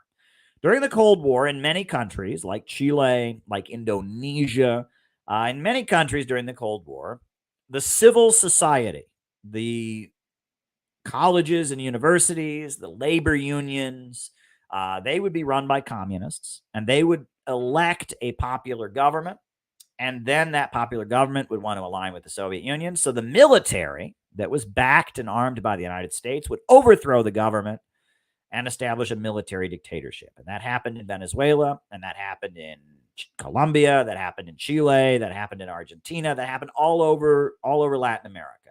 And it happened in Indonesia in 1965, and it's happened in many, many different countries where, you had, because the communists were really good at building trade unions, were really good at teaching their ideology to college professors, were really good at fighting for women's rights, etc. The communists would run the civil society, and they would enact the election of a popular government. And then the USA, that's always talking about freedom and how much it loves freedom, would overthrow the government and set up a military dictatorship. Happened in South Korea twice, right? First, you had the military dictatorship of Syngman Rhee. Then you had the military dictatorship of Park Chung-hee. Military rule. Thank you, Flavio. You're on the list. Military rule, it was the case for the majority of the time between the end of the Second World War and today. South Korea did not have free elections. It was a military dictatorship. So military rule by a military junta backed by the United States was the reality. And that was because communists ran the civil society institutes. Well, what happened? During the Cold War, we know that the way the USA was ultimately able to win the Cold War was by starting to infiltrate and manipulate the civil society institutions. The Congress for Cultural Freedom program was set up by the CIA to start funneling money to college professors and academics to sound leftist and socialist, but be anti-Soviet, be against the Soviet Union. We also know they set up the Federation of Free Trade Unions, which was a CIA-controlled trade union federation. And that over the course of the Cold War, with money from the Ford Foundation and the National Endowment for Democracy, the U.S. imperialists, the CIA, began taking over all these institutions that were run by communists. And meanwhile, the communists were manipulated against each other in the Sino-Soviet split and the Euro-communists, the rise of the Euro-communists, etc. And so the communists became more and more divided. And the USA started funding and subsidizing and pouring NGO money and such into all the civil society institutions. And so what happened was, now around the world, the activist spaces tend to be controlled by the United States. If there's some organization in a third world country that's fighting for the rights of women or LGBT people, you can bet George Soros is funding it, or so is the National Endowment for Democracy or something like that. You can bet that there's a lot of labor unions, et cetera, in the developing world that are funded by the American government with the Federation of Free Trade Unions, et cetera. And so the civil society institutions are now under the domination of the United States. However, Russia, China, North Korea, many communist countries, in order to stay in power, they've had to really amp up their military. And so now we're seeing a flip where the civil society institutions that used to be back in the 50s and 60s were run by communists are now run by George Soros. Meanwhile, it's the military that gives voice to the desire on the part of the population for stability and economic growth. The college kids and the young people, they go to college, they go to a university, and they get brainwashed, and they learn from George Soros and from their professors that growth is bad and we're all going to die from climate change, and that their parents are a bunch of sexist, racist, transphobes, and and all of that. And they come out and they become little brainwashed foot soldiers for George Soros. And they march to bring down popular governments, and they march to rally to support the Nazis in Ukraine. And they, that's the civil society institutions now. Meanwhile, the military of these countries says, look, Russia makes great missiles. Russia gives us great intelligence to fight Islamic terrorists who carry out terrorist attacks. China makes great phones to set up our telecommunications. And the people in our country, they want economic stability. And even if these college kids, they want to strip naked and protest for women's rights, or they want to, have, gay flash mobs, or they want to, look at Instagram and Twitter all day. Well, that doesn't make the country any richer. And so the military now is becoming the anti-imperialists. And the civil society institutions are now run by the U.S. imperialists and by the State Department. And this is an interesting flip from the Cold War. And we're seeing it in Africa, right? In all these African countries, the U.S.-backed NGOs fund all kinds of bullshit. They fund all kinds of bullshit, but the countries are getting poorer. The people in Mali, they haven't benefited from the French military intervention to fight terrorism. Man, they've been getting poorer, right? The people in Niger, they've been getting poorer. The people in Gabon have been getting poorer. So the military of these countries, the military leaders, they talk to the Russians, they talk to the Chinese, they say, all right, they want to help us build, they want to help us, have better telecommunications, they want to, help us develop our mineral resources and our natural gas. Fine. We'll team up with the Russians. We'll team up with the Chinese. We saw this in Myanmar, right? Myanmar, a military junta that was set up by the United States, that has drifted closer and closer to China. And that the main thing that's also important to note is that these military dictatorships, right? And, and people who studied the history, a lot of these military dictatorships that were backed by the United States, Syngman Rhee in South Korea, Marcos in the Philippines, many examples of this, right? The various Peronists in Argentina, that many of these military dictatorships that were set up, in order to stay in power, they had to hand out the goods. And this is just the truth, right? Syngman Rhee, right? Syngman Rhee was the dictator of South Korea, and he got overthrown. They had the April Revolution. The students and the labor unions, they went out and they toppled him. So Park Chung-hee, when he became the new dictator of South Korea in the 1960s, in order to stay in power, he basically said to the Kennedy administration and Lyndon Johnson, look, if I'm going to stay in power, I need to make people's lives better. And so what did Syngman Rhee do? He started building, he set up a state-run steel industry, right? A government-controlled steel corporation, POSCO, and he used that to give all kinds of people jobs. He set up, car companies. He set up electrical communications, electronic manufacturing companies. And in the urban centers of South Korea, you saw a very big rise in living standards during the 1970s when Park Chung-hee was at the height of his power. And the United States didn't like it, especially when Park Chung-hee started saying, we don't really need to have the USA here. Why don't we get our own nukes? And so Park Chung-hee started trying to develop nuclear weapons for South Korea. And the USA said, we ain't having that. And eventually, we know what happened is that the Carter administration launched an investigation of foreign meddling by South Korea in U.S. politics. They called it Koreagate, that a number of Korean businessmen in America were thrown in prison. And then Park Chung-hee, the military dictator of South Korea, he was having dinner with the head of the Korean CIA and got shot in the head. And then he was overthrown. Now, and similar things happened, right? As the Soviet Union was falling in the 80s, as it was getting weaker and weaker and finally following the Gorbachev years, country after country that was a U.S.-backed military dictatorship would have a color revolution where the National Endowment for Democracy and the Soros people would overthrow the very dictatorship the USA had backed to fight against the communists. Why? Because these military dictatorships were a barrier to austerity. Great example of that is Manuel Noriega in Panama. Noriega was an anti-communist military dictator, but in order to stay in power, he had to hand out the goods. And so the USA invaded Panama and threw him out of power. And the same with Marcos. Marcos was an anti-communist. He'd fought the communist guerrillas in the Philippines, but the USA ousted Marcos because Marcos was a barrier to austerity. And there's many examples of this. So these military regimes, while they're anti-communist, they were a barrier to communist revolution. They didn't believe in austerity. They didn't believe in degrowth. In fact, they were using military control over the economy as Bonapartists to build the economies up and to raise living standards.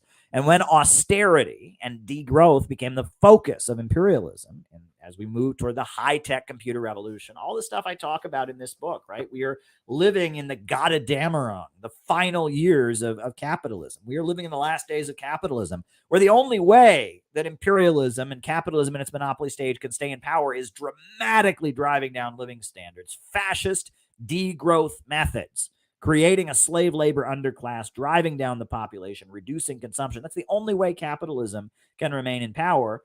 You can't have Park Chung-hee. You can't have Marcos. You can't have Syngman Rhee. You can't have, strongmen military dictators who hand out the goods and build up the economy. You can't have that, right, in the age of capitalism and its decay and in the age of imperialist meltdowns. So these military leaders are nationalistic. And thank you, Polonius. I appreciate that. These military leaders are nationalistic. They want to raise their people out of poverty. They want some high-speed railway. They want some telecommunications. They want stability in the country. And they realize that that is not what the Western capitalists want. They want degrowth. They want a dramatic fascist driving down of living standards. I don't know if you saw, but when Joe Biden ran for president in 2020, he wrote an article for Foreign Affairs magazine basically saying what he was going to do. One of the things he specifically listed in the article was that he was going to stop China from building power plants in Africa. That China is building power plants in Africa, and they got to stop because it's bad for the environment. Well, these guys in Niger, these guys in Gabon, these guys in Mali, they're like, screw that. I want my people to have some electricity. And if, being under the boot of the French is going to keep us from getting electricity, and, screw them. And the military takes over. And now Russia and China are working with them, and they're going to build some power plants. And some people who used to not have electricity are going to get electricity, right? This is what's going on, right? The imperialists, the Western imperialists, are in an all-out drive to stop growth and development to save their system. Whereas a lot of these nationalistic figures, and in order to gain power, as I pointed out earlier, they have to enter an alliance with the working class. And thank you, Felonius. Thank you. I do appreciate it.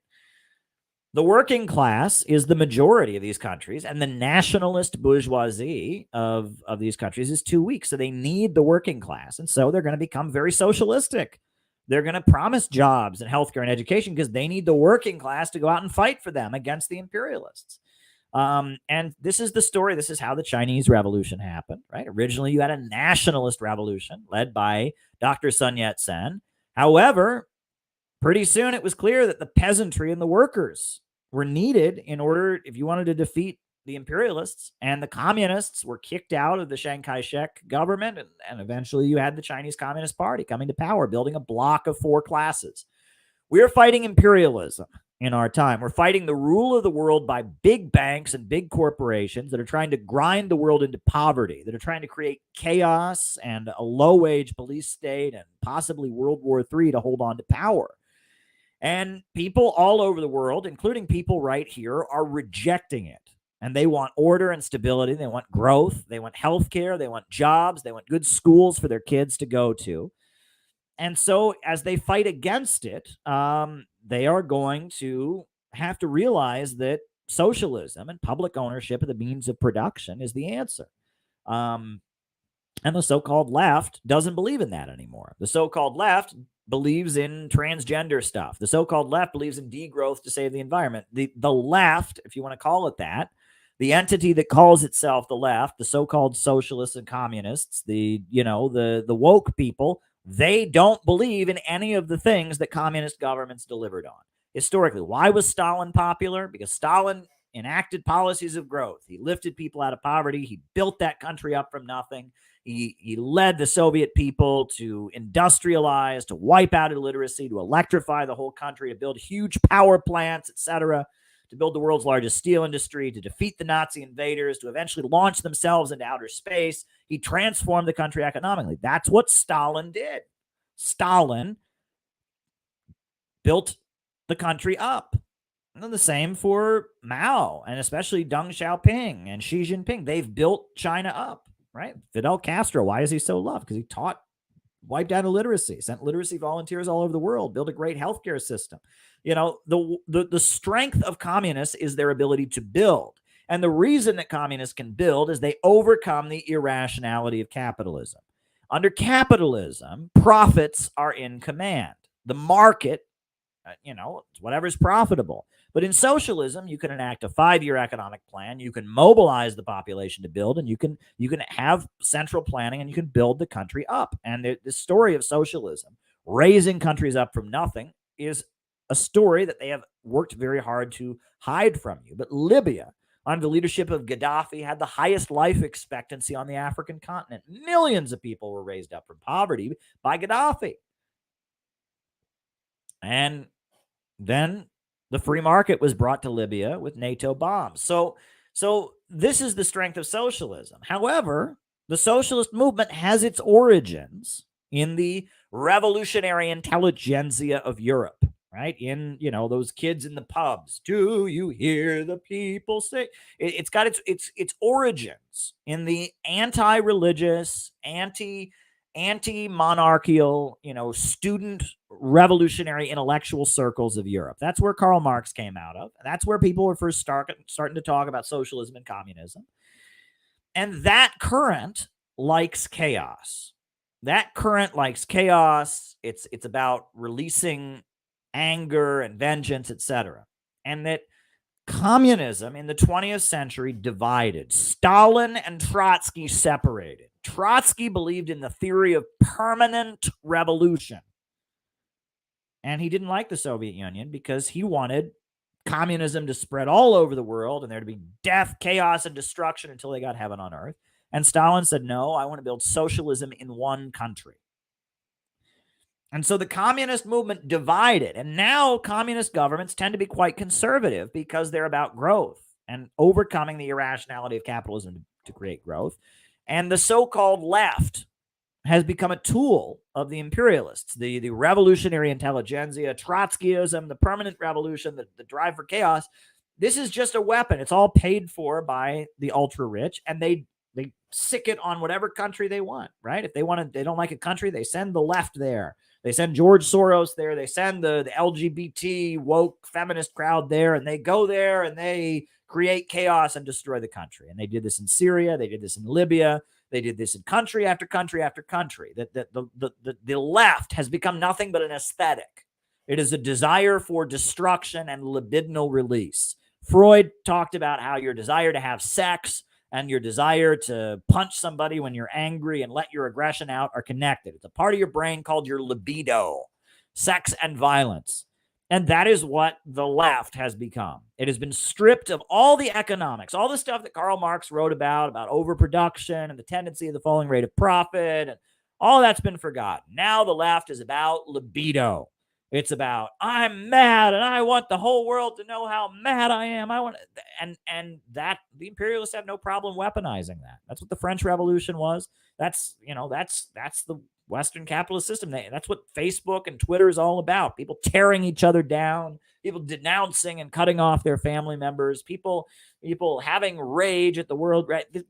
This is what the imperialists can use. If the left stripped of economics, stripped of any economic understanding, is just reduced to a desire for chaos. And that's Trotskyism. That's the revolutionary intelligentsia.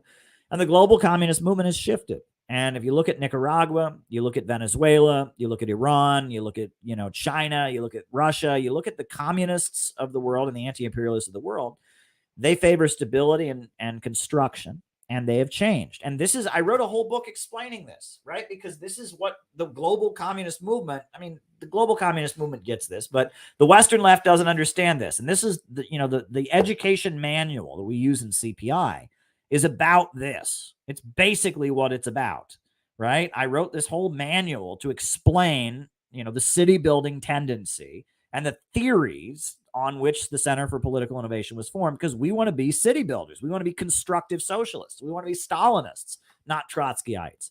We want to be constructive socialists, and so we put out this educational manual, and we are building a new type of socialist organization here in the United States, the Center for Political Innovation, that is trying to build the kind of socialism they have in Nicaragua, that they have in Venezuela, they have in Cuba, they have in Vietnam, they have in China. We're trying to restore the city building tendency and break with the synthetic left that just believes in destruction and chaos. We're trying to preserve the constructive aspects of Marxism and get over the libidinal release, the destructive aspects, right? And part of that means rediscovering and for many of us at least, reattaching to our faith in God, because socialism around the world is very Christian in many places. Nicaragua, it's Christianity, socialism, and solidarity. In Venezuela, Maduro and Hugo Chavez said Jesus was the greatest socialist who ever existed. In Iran, they call their system not capitalism, but Islam. Neither East nor West, the Islamic Republic. I've sat down with the president of Iran just last week. A week ago, I was sitting down with the president of Iran to talk about these kinds of issues, and we talked about the unrest in Iran, right? I'm telling you that we need to bring the city building tendency, the type of socialism that isn't about destruction and chaos, but is rather about growth and community building and solidarity. We need to bring that to the United States of America. And that's what CPI is about. It's about bringing constructive socialism to America and building a new type of socialist movement that is aligned with the global communist movement, that is against the synthetic left, that is against chaos and destruction, that is appealing to Americans who are seeing their communities devastated, who want jobs and healthcare and education, who want roads and high-speed railway. That's what we're about. It's a long answer to the first Rumble Rant question. Long answer, but there you go. Now, the next question, it's from Unknown. He says, I didn't know there was such a strong, disillusioned Black revolutionary movement in Detroit. All I heard in the media was about crimes. This is quite eye-opening. Yeah, well, it's true that in Detroit in the 1970s, it was a city where the Maoist communists really had a lot of influence. Ken Cockrell, there's a number of Maoist communists. Mel Ravitz was a communist judge who was elected. There's a woman who was on the city council. I cannot remember her name. It's escaping me now. But she was on the city council for many years, and she was a Maoist communist as well.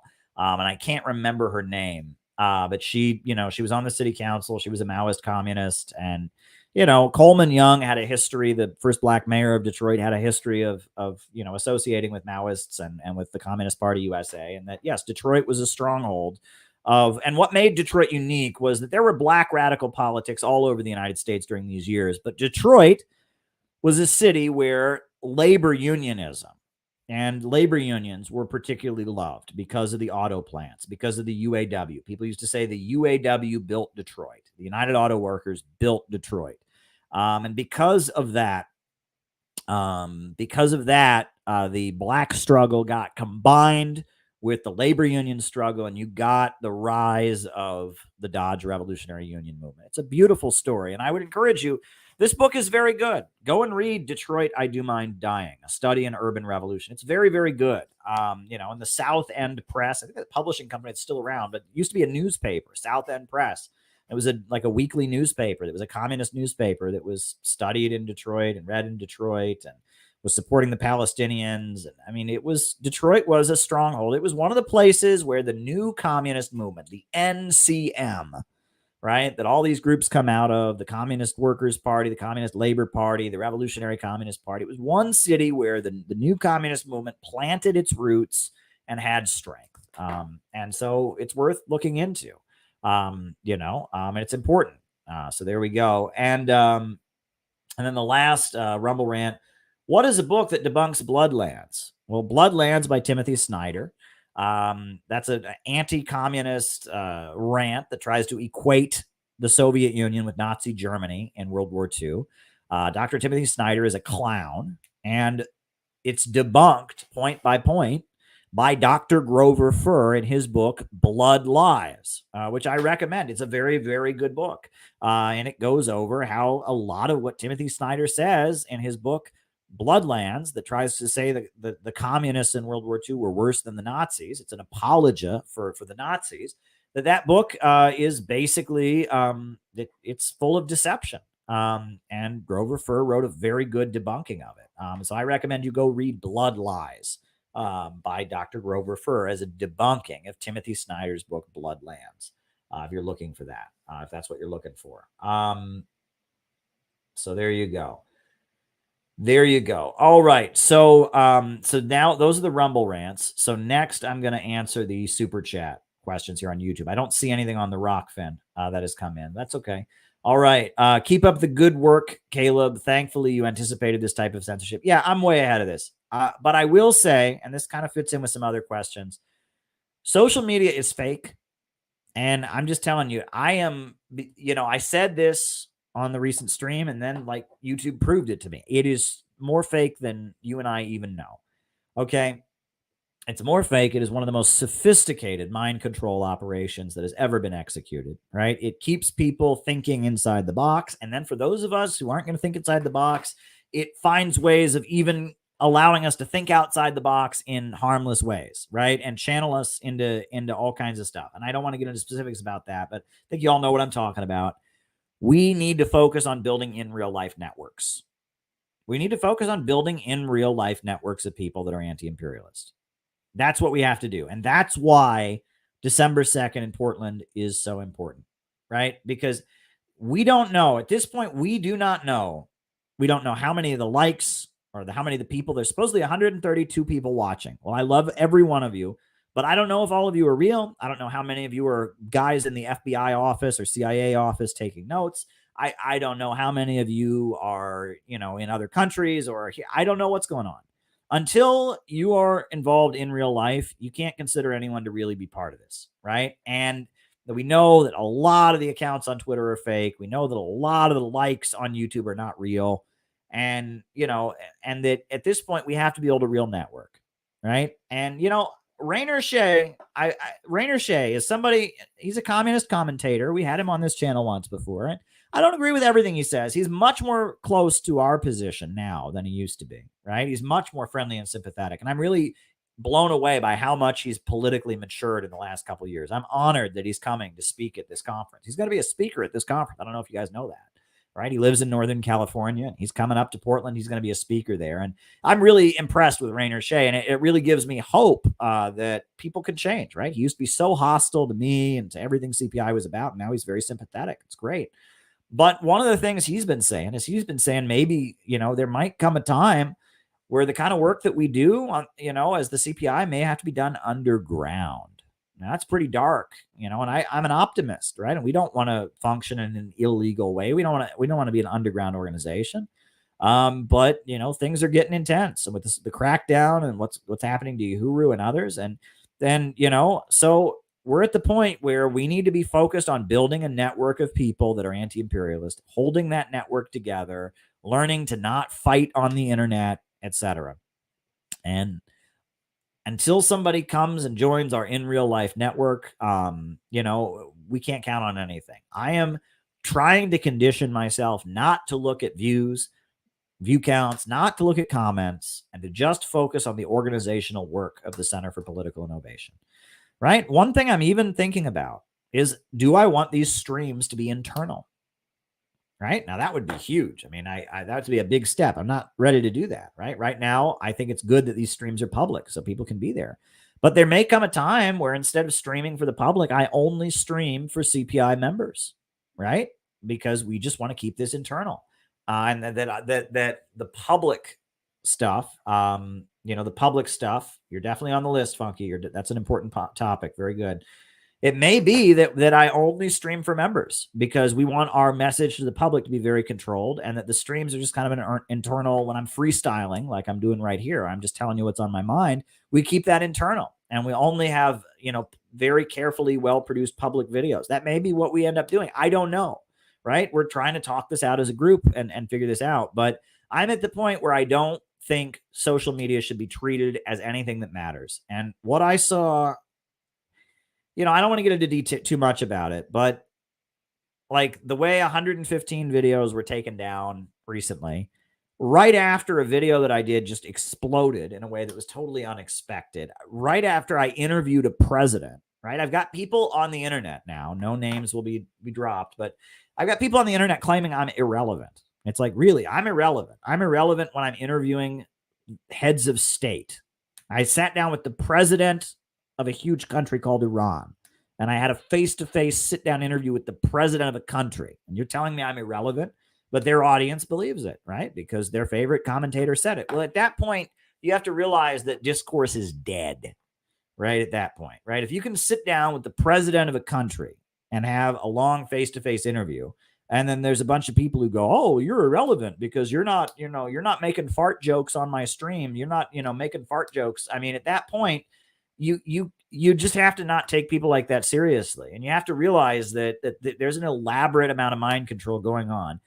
And that really the only reason I'm on here now is I want to recruit you. I do. I want to recruit you to join the Center for Political Innovation. That's what I want you to do. I want you to join the Center for Political Innovation. And I don't care if you're watching this right now. I mean, if you're watching and you want to join, great. But honestly, I don't care if you watch this. You watching this and then watching something else and then watching something else doesn't really have that big of an impact. But if you join the Center for Political Innovation, that makes a difference, right? The storm is coming, and we need a network at this point. And, you know, everything else is a distraction. Everything else is a distraction. Okay. You know, that's what we got to do. Right. You know, and Randall Wilson is here saying, I accidentally found you because you're public. And yeah, and that's why it's important that I do this. But I'm thinking that we may need to reconsider the way this is done, because we need to focus on building the real network. And that's it. I mean, really, all I care about at this point is the network. Until this network is built, nothing really matters, right? And the social media drama does not really matter, right? And it gets way too many views, right? Social media drama videos I make get huge amounts of views, and I don't want to do that. I don't want to be controlled by the algorithms. I don't want to play the game anymore, right? The game sucks, and I don't want to play it. I want to build an organization. And, you know, I also think we should act more professional. The way you get likes is you act like a fool, right? You know, there's another, I guess I'll just answer this other, you know, question now because it's related, right? Someone says, is in your opinion, is influencer a career or a vapid? I don't know what a vapid is. I'd have to look that up. But the way you become a popular influencer on social media is you act like a fool, right? And I don't want to act like a fool. Right. I mean, I don't want to do that. You know, I mean, as much, and I have been viciously attacked. I've had all kinds of attempts to make me into a fool all over social media. There's been such an effort to, you know, make my name toxic. And honestly, you know, we need to just focus on building our organization. We need to build the Center for Political Innovation. That organization, that network is the only thing that's going to get us out of this crisis. Right. And a bunch of likes and a bunch of views and a bunch of tweets is not going to make a difference. It's time for CPI to go inward. And you are correct about that, Funky. Not that we can't have alliances. You know, I'm friendly with the Libertarians. I'm friendly with Nick Brana, the People's Party. And it's not that we can't have alliances, but we need to focus on building our own organization. And this online stuff needs to just kind of stop being relevant to us. You know, these streams should be a place that people that are part of our community can come together and talk to each other and hear updates from me, and we can tell our inside jokes if we want to or something. But, you know, there may come a time, I don't know if we're there yet, where I don't even do these streams for the public, that only CPI members have access to these streams. That's fine with me. You know, we're not there yet, right? And these streams are still a good recruitment vehicle, but we'll see. Because we need to change the way we operate. We need to change to win. We need to be in this to win it. We need to be in this to win it. Way too much social media discourse is based on dividing the world between the good people and the bad people and announcing to the world that you support the good people. And that is worthless. You know, what if Karl Marx had done that during the Civil War? Marx had gone, the South are bad people because they own slaves. Lincoln's a bad person because he said racist shit. And I'm good because I'm Karl Marx. Would that have changed history? No. Karl Marx understood that the slave system of the South was holding back historical progress, was hurting the working class, that it was tied in with the British Empire. And so Karl Marx said that even though Lincoln was flawed and he represented the industrial bourgeoisie, that it was necessary for the global communist movement, and specifically the American and British communists, to put themselves solidly behind Abraham Lincoln. And they built the International Working Men's Association, and they endorsed Lincoln. And August Willich became a brigadier general in the Union Army. And Joseph Wedemeyer, he became a very important leader who, you know, occupied St. Louis, Missouri during the war. And communists made a huge contribution to the U.S. Civil War. Karl Marx wrote articles for the New York Tribune. I've got a book here, The Journalism of Karl Marx During the American Civil War. Karl Marx did an astronomical contribution to the struggle to defeat slavery because he didn't just sit there and go, well, and that's every time I talk about Tulsi Gabbard on one of these streams, I get some jackass who comes at me with, oh, Tulsi Gabbard, blah, blah, blah, blah, blah, blah. And I'm like, I'm not supporting Tulsi Gabbard because I think she's she's like an example of a morally pure person because I think that she's a communist. I'm telling you that she represents a faction in our deep state that is alarmed about the results of these regime change wars, that thinks maybe cooperating with Russia and China to fight terrorism might be a good thing. And that's important. And people who can't wrap their minds around it are just like, no, blah, blah, blah, blah. It's like, we're trying to get something done here in the real world, folks. Right? And if all you want to do is just be on the internet and announce to the world that you're good, that doesn't accomplish anything. Right? And there's a lot of that, just a lot of virtue signaling, as they call it. But anyway, there are about as many cattle in the U.S. now as when the bison herds dominated the plains. That's a very good point, reestablishment. So if cow farts are destroying the environment and causing global warming, that would be very odd, right? The buffalo, we know they were killed off. And those buffalo, I'm sure they farted. Now, there was not any industry here at that point, so maybe the industry, but the point stands, right? If they're lecturing us about cow farts and how bad cow farts are, and then they want to, blow up the Nord Stream 2 pipeline. It's like, do the math. Do they really care about methane gas emissions? No, they don't. All right. Is Caleb a bull moose? No. The Bull Moose Party was a political party that was founded in like the early 1900s. And it was led by Theodore Roosevelt. And it kind of vaguely claimed to be a socialist party. In its platform, it had a pretty normal political platform. Part of their platform was aggressive U.S. militarism, right? I mean, it was a colonialist party. I mean, they were in favor of the USA colonizing more countries, and they were racist and white supremacist. But one of the planks of their platform was to expropriate the capitalists. They called for some kind of public control of the economy or something, but they were not socialists, right? They were an imperialist Bonapartist party, the Bull Moose Progressive Party, that in its platform had some vaguely social democratic things in it. But they were very much in favor of aggressive militarism around the world. They were very much against black people, and they were pretty critical even of the labor unions, but there was some vague like anti-capitalist demagogy in them.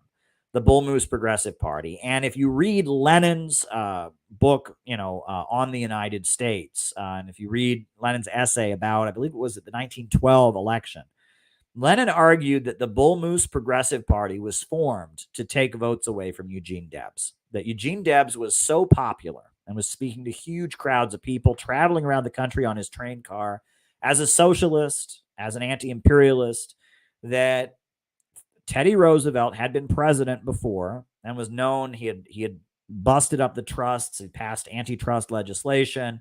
He was seen as kind of an anti-corporate president in a way. Because of that, that they tapped Teddy Roosevelt and they said, "Can you run for president also and amp up your populist language in order to get votes?" And so Teddy Roosevelt ran a presidential campaign in 1912 as the Bull Moose Progressive Party, but they were not socialists, they were not anti-imperialists, they were, and this is what you have to remember. This is something we need to understand, and this is interesting, right? And this is something I was talking about with a friend the other day, right? Since the 1950s,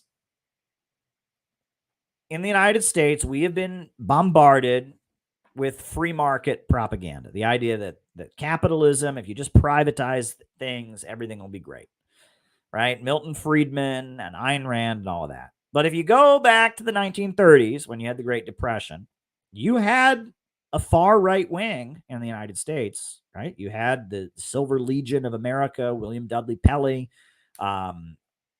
You had, thank you, John. And that's a very good point. And you're on the list. You had the Silver Legion of America and William Dudley Pelley. And you had the Father Coughlin, and you had, a lot of different forces, the Townsend movement, the Townsend Plan, and that there were a lot of people that were very anti-communist, that were very pro-imperialist, that were politically what you would call right-wing. They thought Roosevelt was a communist traitor to the country, was an agent of Moscow. They wanted a military coup against him. But they didn't preach free marketeerism. right? And that when you have a period of capitalist crisis, the free market stuff kind of vanishes, right? And, in the lead up to World War I, 1912, no one was talking free market back then because the economy was so bad, right? Everyone wanted the government to intervene. The question was, how would the government intervene, right? In 1930s, nobody was saying we want total free market. The Austrian school existed, but they were very obscure. And the Austrian school, Ludwig von Mises, Friedrich von Hayek, they aligned themselves with the fascists because the fascists were anti-communist. Even though the fascists weren't preaching free market stuff, the Nazis called themselves National Socialists. The fascists in Italy, they had their own anti-capitalist demagogy.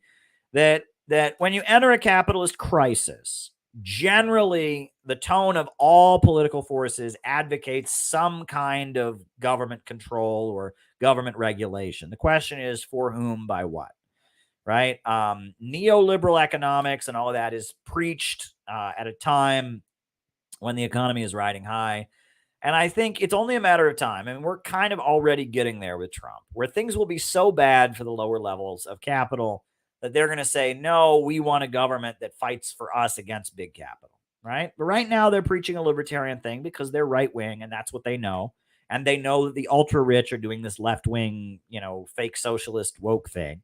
So they're just going to preach free markets, but give it time. Even Ayn Rand, Ayn Rand's first political essay was a poster, like it was a big manifesto poster that she posted, during Roosevelt's presidency. When Roosevelt was president, it was called "To All American Fifth Columnists," and it denounced capitalism, right? It denounced capitalism, but it also denounced communism. She hated communism, but she was a fascist at that point, right? That various forms of fascism, woke fascism is the main form of fascism that's being promoted now, but there will be other brands of fascism or Bonapartism that emerge, right? And that's what the Bull Moose stuff was. Bull Moose was not progressive. Debs was progressive. Debs was a socialist, and there were other socialists of the time, Daniel DeLeon, you had the Wobblies and others, but the Bull Moose Progressive Party, I would argue, was maybe it wasn't full-on fascist, but it was some kind of Bonapartist populist formation that you couldn't support. I mean, it supported colonizing countries. It supported racism against black workers. You couldn't support the Bull Moose Progressive Party. And it wasn't really pro-labor union either. It was just for like some kind of government regulation or control. And it kind of used, and that's common. They use kind of anti-establishment demagogy, so yeah, there you go. And that we're going to see a lot more stuff like that in our time. All right. That clip is from a show called Tony Brown's Journal. What is Tony Brown's Journal? I'm not familiar with that. I'm going to look that up right now, Funky. Tony Brown's Journal. Oh, it was a talk show. Okay. All right. I did not know that. All right. Cool. Didn't know that. I'll try to pull up the whole episode if I can. I would like to watch more Ken Cockrell. There you go. I already did that one. Thank you, Felonious Punk. Thank you. Glad to inspire. All right. Thoughts on Assad's trip to China. Assad's trip to China. Oh. And thank you. Felonious Punk is now a monthly supporter on the Rumble. I didn't know you could do that. I did not know that was an option. Well, thank you, Felonious. Glad to have you there. Yeah, Assad going to China, I couldn't get over, right? Let me pull up the video for you because I just couldn't get over the video. I just want to show you the video. I just love doing this. I just love doing this, right? But let me show you the video. Assad in China, right? Syria, let's remember that the Syrian government has faced all kinds of attempts by the United States, an all-out civil war to overthrow it that failed, and they were defeated. The civil war was defeated. And the Ba'athist Arab socialist government in Syria remains in power. And so China had already had a close relationship with the Syrian government, but now that the Arab League has readmitted the Syrian Arab Republic back into the Arab League, and because of all of that, Syria is now once again part of the Arab League and part of the community of countries that are part of the Arab world, etc. So this is the video. I'm just going to show it to you here because I just think it's really, really hilarious. I just love to rub this in people's faces. Right. So this is the Syrian president. Syrian President Bashar Assad. This is the arrival of his plane in China, right? This is the president of a Baathist Arab socialist country where the Communist Party and the Communist Party Bakdash are members of the ruling coalition. No one ever points that out, but in Syria, the Baathist Arab Socialist Party is the ruling party, but then in its coalition, you have the Syrian Communist Party, you have the Syrian Communist Party Bakdash, and then you also have the Syrian Social Nationalist Party. So there's like 4 socialist parties that run Syria. The Baath Party is the main party. But anyway, the leader of a socialist country goes to another socialist country, China, right? The Communist Party of China, they've got socialism with Chinese characteristics. This is the ceremony when President Assad and his wife got off the plane. 家通讯社发布的消息说，巴沙尔总统这次访华，外交部长、经济与外贸部部长、总统顾问等高级官员。中国与叙利亚签署了关于共同推进丝绸之路大家庭的新成员。What is that? Flags?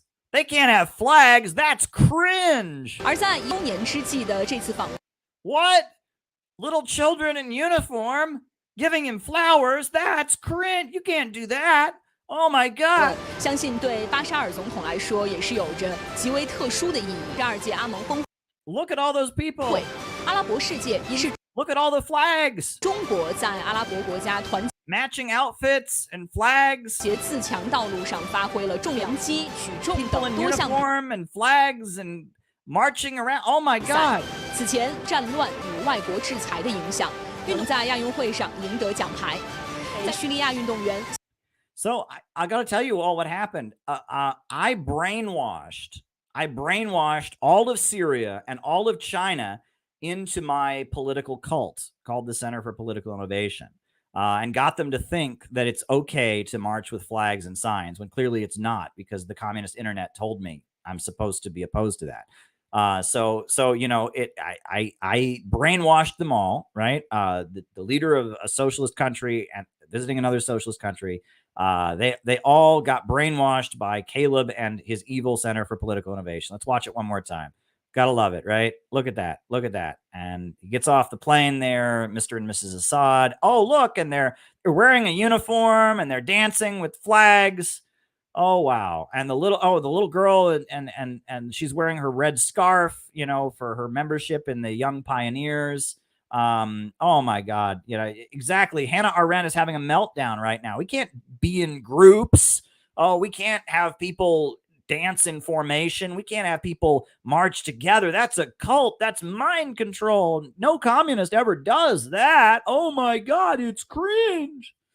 Oh, this is just what communists do. This is what, outside of the liberal, toxic world that we live in, where people are still like working together and in groups and working for common cause, they do shit like CPI, right? Outside of our decaying Western capitalist world, this is what people do. When the leader of one socialist country visits another, they greet him at the airport with a bunch of flags and a bunch of people in uniforms doing coordinated activities, and no one has a fucking problem with it, because that shows precision, it shows discipline, it shows that you're unified and you're working for the same goal. All the stuff that CPI does that drives liberals up the wall and goes, oh my God, it's mind control. They have flags. Look at all those flags. We have like 3 flags at our ceremony. Look at all these flags. Like, how many flags are there? There's Syrian flags. There's Chinese flags. There's just a bunch of red flags. There's a bunch of like kids in uniform. There's like, there's dancing like Disney characters or something. We're not doing that. That's just weird. I don't know what that is. I don't think I would ever do the dancing Disney characters. I don't know what that's about, but like, they're all like dancing in coordination. I mean, shit, there you go. I mean, this is what real communists do. They do group performances. They, and I've shown so many examples of this, where if you go to global communist gatherings, this is what real communists do. They form groups. They show honor, pride, self-respect, and self-respect for others. Damn right. Right? There is absolutely nothing wrong. Just like the Boy Scouts used to march with flags, Just like they used to say the Pledge of Allegiance every day in school, we need traditions like this to hold our groups together. Communism is not an expression of individualism. Let me repeat that. Being a communist is not a way of saying, no one can tell me what to do. I'm a free thinker. That is not what it is. Being a communist is saying, I love my community. I love my country. I love my family. I love my neighborhood so much that I want them to have jobs and healthcare and education. I want a society where the banks and the factories and the industries work to make a better society for all. Being a communist is an expression of loyalty. It is an expression of group cohesion, and it is not an expression of I'm mad at the world. I'm mad at my parents. That's not what it is, right? And these are the Chinese communists greeting the Syrian Baathist Arab socialists. And yes, they're in groups.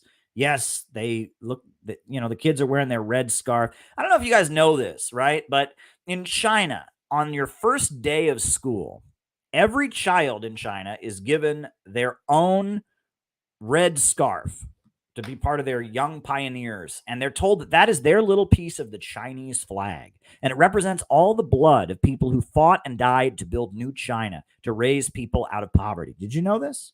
Right? Every Chinese child wears a red scarf to represent their membership in the Young Pioneers Club and to symbolize their own little piece of the Chinese flag and the fight of China for new China, national liberation, the blood of the martyrs who died on the long march to build new China. That's beautiful, right? And that's what communism is really about, right? Not about permanent revolution, destruction, and chaos. It's about love and brotherhood and community and the use of science and rational planning and control of the means of production to make a better society for all. That is what communism is about. And, Bashar Assad visiting China, that video, I love it, right? I mean, there you go, right? And I would like us to have ceremonies and events like that at CPI. That's the whole point. When you form a group of people, you have ceremonies, you have events, you do stuff, you do things that cause people to feel like they're in a group together, like they're struggling. You have a pledge, a pledge of unity, you have chanting, you have music. This is all what groups do. This is what groups do, right? And if you don't want to do it, no one's making you participate. It's a free country. But we are going to build a group. We are going to stand together as a group. We're going to hold our group together, and we are going to withstand the destruction that our society is facing. We will stand together. We will resist, and we will stand for the city building tendency. Growth is good. All right. Tulsi and Kennedy are a very similar phenomenon. Well, yeah, they are. They're both people from the political establishment to some degree or other, who are speaking a different line, and they're both not perfect. But when people just write it off and just, oh, this person said, it's like, what is it? Midwest Marx has that whole thing on the purity fetish or whatever. It's not a purity fetish. It's a lack of seriousness. If you want to get real shit done in the real world, you got to get along with lots of different people, right? But if you just want to put on an internet show, oh, I don't want to be tainted by this person. I don't, okay, fine. You're going to get real shit done in the real world. You got to have real allies. You got to overcome your differences. And that's what I'm concerned about. I want to stop World War III. I want America to be reborn. I want jobs and schools and healthcare and education. I want peace with China, peace with Russia, peace with Korea. That's what I want. And if you want to be right on the internet, well, that's a great goal to have, to be right on the internet. Great. I'm sure the world will change because you were right and the rest of us were wrong. There we go. A lot of Trumpers denounce the BlackRock cartel. Well, good, because the BlackRock cartel is the vanguard of degrowth, right? And degrowth is the problem. And, they keep changing the definition. Someone tried to tell me that working from home is degrowth. I heard this and I'm just like, okay. All right. Working from home is degrowth. Really? You do realize that working from home means that you have the technology to do the job that used to require you to go to the office from your home. Right? That is a huge technological advance. People have been working in offices for years, but only recently have we had the technological advancement with which one could do their job remotely and work from home. That is actually growth. And they always try. This is a thing that I've noticed that this is the greatest intellectual trick. It's the same with land back. It's the same with reparations. They announce something that they're for. Right? They're for reparations. And I am too. Right? If you explain what it is, sure, I'm for reparations. I think that, the idea that the big corporations that benefited from slavery have an obligation to the black community, have an obligation to the sections of the country, including the Black Belt. I'm not against that. I'm for it. But you have to clarify what it means. But you're not allowed to do that. And it's the same with land back. What is land back? Does land back mean that indigenous people should have sovereignty over the territory that they live in? Yeah, okay, then I'm for that. I've been for that for a long time. Communists invented that. Read about Aztlan, the Sun Belt. Read about the Black Belt South and the Black Belt thesis of the Communist International. Communists have been for that all along. So I'm for that, right? I'm not for degrowth, and I'll tell you why, but it's like they move the goalpost. Every argument about reparations becomes something different. Every argument about land back becomes something different. Every argument about degrowth becomes something different. You could clearly state the policy and tell me what it is. I can tell you if I'm for it or not, but you're not allowed to do that. No, I'm for this trendy word on the internet. And if you don't agree with this trendy word on the internet, the second it shows up on the internet and all the woke people are tweeting it out, you're a bad person. That's not real politics, right? Reparations. I'm for what I just articulated as my understanding of it, but there are other understandings of reparations that I am not for, right? But I'm not supposed to ask any questions. We're supposed to go yes, right? Land back. I am for, if that just means indigenous sovereignty, fine, I'm for that. If that means privatizing government land, as the NGO funded by George Soros advocates, I'm not for that. If that means every white person must leave the American continent because we're all Euro settlers, I'm not for that. Right? So it just depends what you mean by land back. But they don't want to, and the argument, it changes. And the same with degrowth, right? I am against degrowth because growth is good. Growth is the essence of being human. People expand. They have more than they already have. Human beings are constantly forcing the environment to serve us in more effective ways. That is the entire nature of humanity. Our population is always expanding. Our use of energy and our use of resources is always evolving. Do I think that we should be more strategic in how we use our resources? Absolutely. Right? Do I think that fossil fuels is not the future? Absolutely. It's not the future. Fossil fuels is not the future. We need to go beyond fossil fuels. We need fusion energy. We need more nuclear power. Right? Do I think that, we should advance technology to eliminate the kind of work? Absolutely. Right? If people can work from home and that means they're not driving their car and using fossil fuels, fine. That's growth because they don't have to go to work. The reason I'm against degrowth is because the concept of growth, if you watch Planet of the Humans, the Michael Moore movie, if you listen to these degrowthers, they think degrowth by definition says that growth is bad, that advancement, that the human being expanding its population, expanding and raising its living standards is inherently bad. And that is toxic psychologically. It's anti-humanism. It is a recipe for depression. It is a recipe for suicide, and it is Malthusianism. And degrowthism is always Malthusian, or they wouldn't call it degrowth. They'd call it more rational use of resources. They'd call it, technological advancement to eliminate travel. They'd call it transitioning off fossil fuels. They call it degrowth because they are Malthusian, because they think economic growth, human expansion is bad. Degrowth, the slogan degrowth hints that growth is bad and we need to roll back growth, and that must be opposed. Must absolutely be opposed. Anything that says humans are the problem, anything that says growth is a problem, anything that says technology and historical progress is a problem, must be opposed on all fronts. It is an attack on the human race. It must be opposed on all fronts.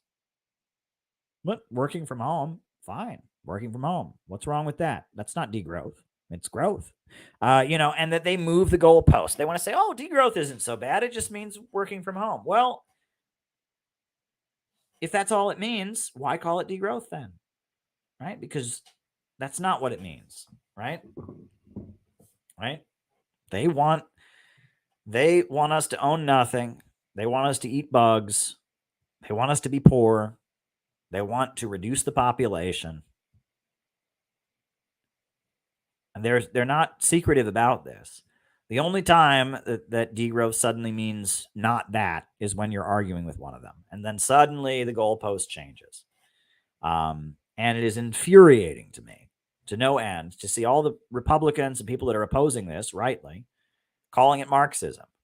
Because Marxism, the higher stage of communism, is vast abundance. It is the elimination of any scarcity and any want. We are all about growth, and communism has created growth. Stalin did not degrow the Soviet Union. Mao did not degrow China. And I mean, 5-year economic plans, industrialization, there was no degrowth in any communist country. So, just government control in and of itself is not socialism. Just because this degrowth scheme involves government control does not make it communism and socialism. And it's infuriating. It's very infuriating to watch. And again, the only reason that the conversation around socialism and communism in the United States is able to continue as it is because the so-called socialists and communists are cowards, and they won't defend the Soviet Union, and they won't defend China, and they won't defend North Korea. And they're talking about something that they made up at their university, some worker co-op scheme or some Trotskyite fantasy of a true workers' paradise, etc. Oh, that's a good question. That's what they're talking about. And they don't just go. I mean, the second one of these people gets up there and says, "Oh, degrowth, that's just like Mao," you have to just say, Mao built power plants, Mao paved roads, Mao built university. Like, the second one of these idiots gets up there and says, degrowth, that's just like Stalin. You say, Stalin built the world's largest power plants. Stalin wiped out illiteracy. Stalin made the USSR an industrial superpower. They'll never say that because they're against Stalin. They're just as against Stalin as the right-wingers, and it's infuriating. Now, this is a good question. Views on the right opposition in the USSR during the 1920s and 30s, right? This is a very interesting question, right? So Lenin died. Lenin kicked the bucket. Lenin died. The Bolshevik Party got divided along 3 lines. Trotsky represented what they called the left opposition, who advocated permanent revolution. He wanted the USSR to be focused on expanding communism throughout Europe. He wanted to completely militarize the economy. That was Trotsky. Stalin, his position was socialism in one country, meaning that they were going to have a centrally planned socialist industrial economy. They were going to raise living standards with a socialist economy. Bukharin, Nikolai Bukharin, was the leader of the right opposition. And I believe Zinoviev was aligned with him. Bukharin and Zinoviev, they wanted to continue the new economic policy. They argued that Russia was too poor to have socialism, so they would continue the free market activities, of the new economic policy. The private business, they would continue the private business. They would encourage the wealthy peasants, the kulaks, to enrich themselves. They would encourage private businesses to open, etc. And they would court foreign investment, and they would just kind of wait for Russia's economy to get big enough that they could eventually have socialism, right? That was the opinion of Bukharin and Zinoviev. I would argue that they were wrong because what they were arguing was not inherently wrong, but they were wrong because of the fact that Stalin knew that there would be a German invasion, that when the capitalist economy crashed, as it did in 1929, the Great Depression, it was only a matter of time before the capitalists of the world tried to save their system with war, and that war would involve trying to destroy the center of global anti-capitalism, the Soviet Union. So because of that, Russia needed to industrialize very rapidly, and the new economic policy may have enabled them to industrialize in a way that would have drawn less hostility from the capitalist countries, but it would have been too slow. The 5-year plans that Stalin pulled off were necessary because they had to build themselves up really fast in order to face the Nazi invasion. They needed to build up a military capability, build up industries and all of that they could withstand a Nazi invasion. They needed to do it fast, right? And that the new economic policy would have taken a long time, right? To just kind of let, they would have a controlled capitalism where, foreign countries could come and invest, and there'd be private businesses and all of this. And, and then eventually they'd build up some state industry. The Bukharin's vision was kind of what China did. What China did during the 1980s up until today, right, was very much inspired by the new economic policy in the Soviet Union. And the idea of Bukharin and Zinoviev was they would continue the new economic policy indefinitely. Right? That was their idea. And that they would seek kind of friendship and an alliance with the Western capitalist countries in order to make sure they didn't have to have a war. Right? Well, I mean, in theory, that might, that's kind of what China has done. The reason China did it was because the USSR existed. And so because the USSR had cut them off, they kind of befriended the United States, and that allowed them, some air to breathe. They weren't under a military attack, and the USA brought its foreign investment in, and it worked out for China. And then I understand that Bukharin is a very big influence on Deng Xiaoping. Deng Xiaoping studied Bukharin's writings, etc. But I don't think it would have worked in the USSR, because they were facing, there was going to be a global capitalist crisis. And at that point, they needed to be ready for a Nazi invasion. I think Stalin's line was correct given the circumstances. If the Soviet Union, for some reason, wasn't under threat, if they had more time, maybe the Bukharin stuff would have worked, but I don't think it would have been effective. I think it would have worked too slowly, and it would have been a problem. Right. And they wouldn't have been able to defeat the Nazi invaders. What's interesting is in the United States, the leader of the right opposition was J. Lovestone. And J. Lovestone, basically, so what happened was, let's go over this history. So first, Trotsky was defeated, 1927. Leon Trotsky was defeated in 1927. Stalin teamed up with Bukharin to defeat Trotsky. Right. And so Trotsky was ousted. Right. And then Stalin and Bukharin had it out. And the end of Bukharin was 1928, the 6th World Congress of the Communist International. At the 6th World Congress, they had the fight between Bukharin and Stalin, and Bukharin was defeated, and the right opposition was defeated, 1928. And at the 6th World Congress, the Communist International changed its policy and its worldview very rapidly. The 6th World Congress of the Communist International is very important. At the 6th World Congress, the Communist International announced the slogan, "Class against class."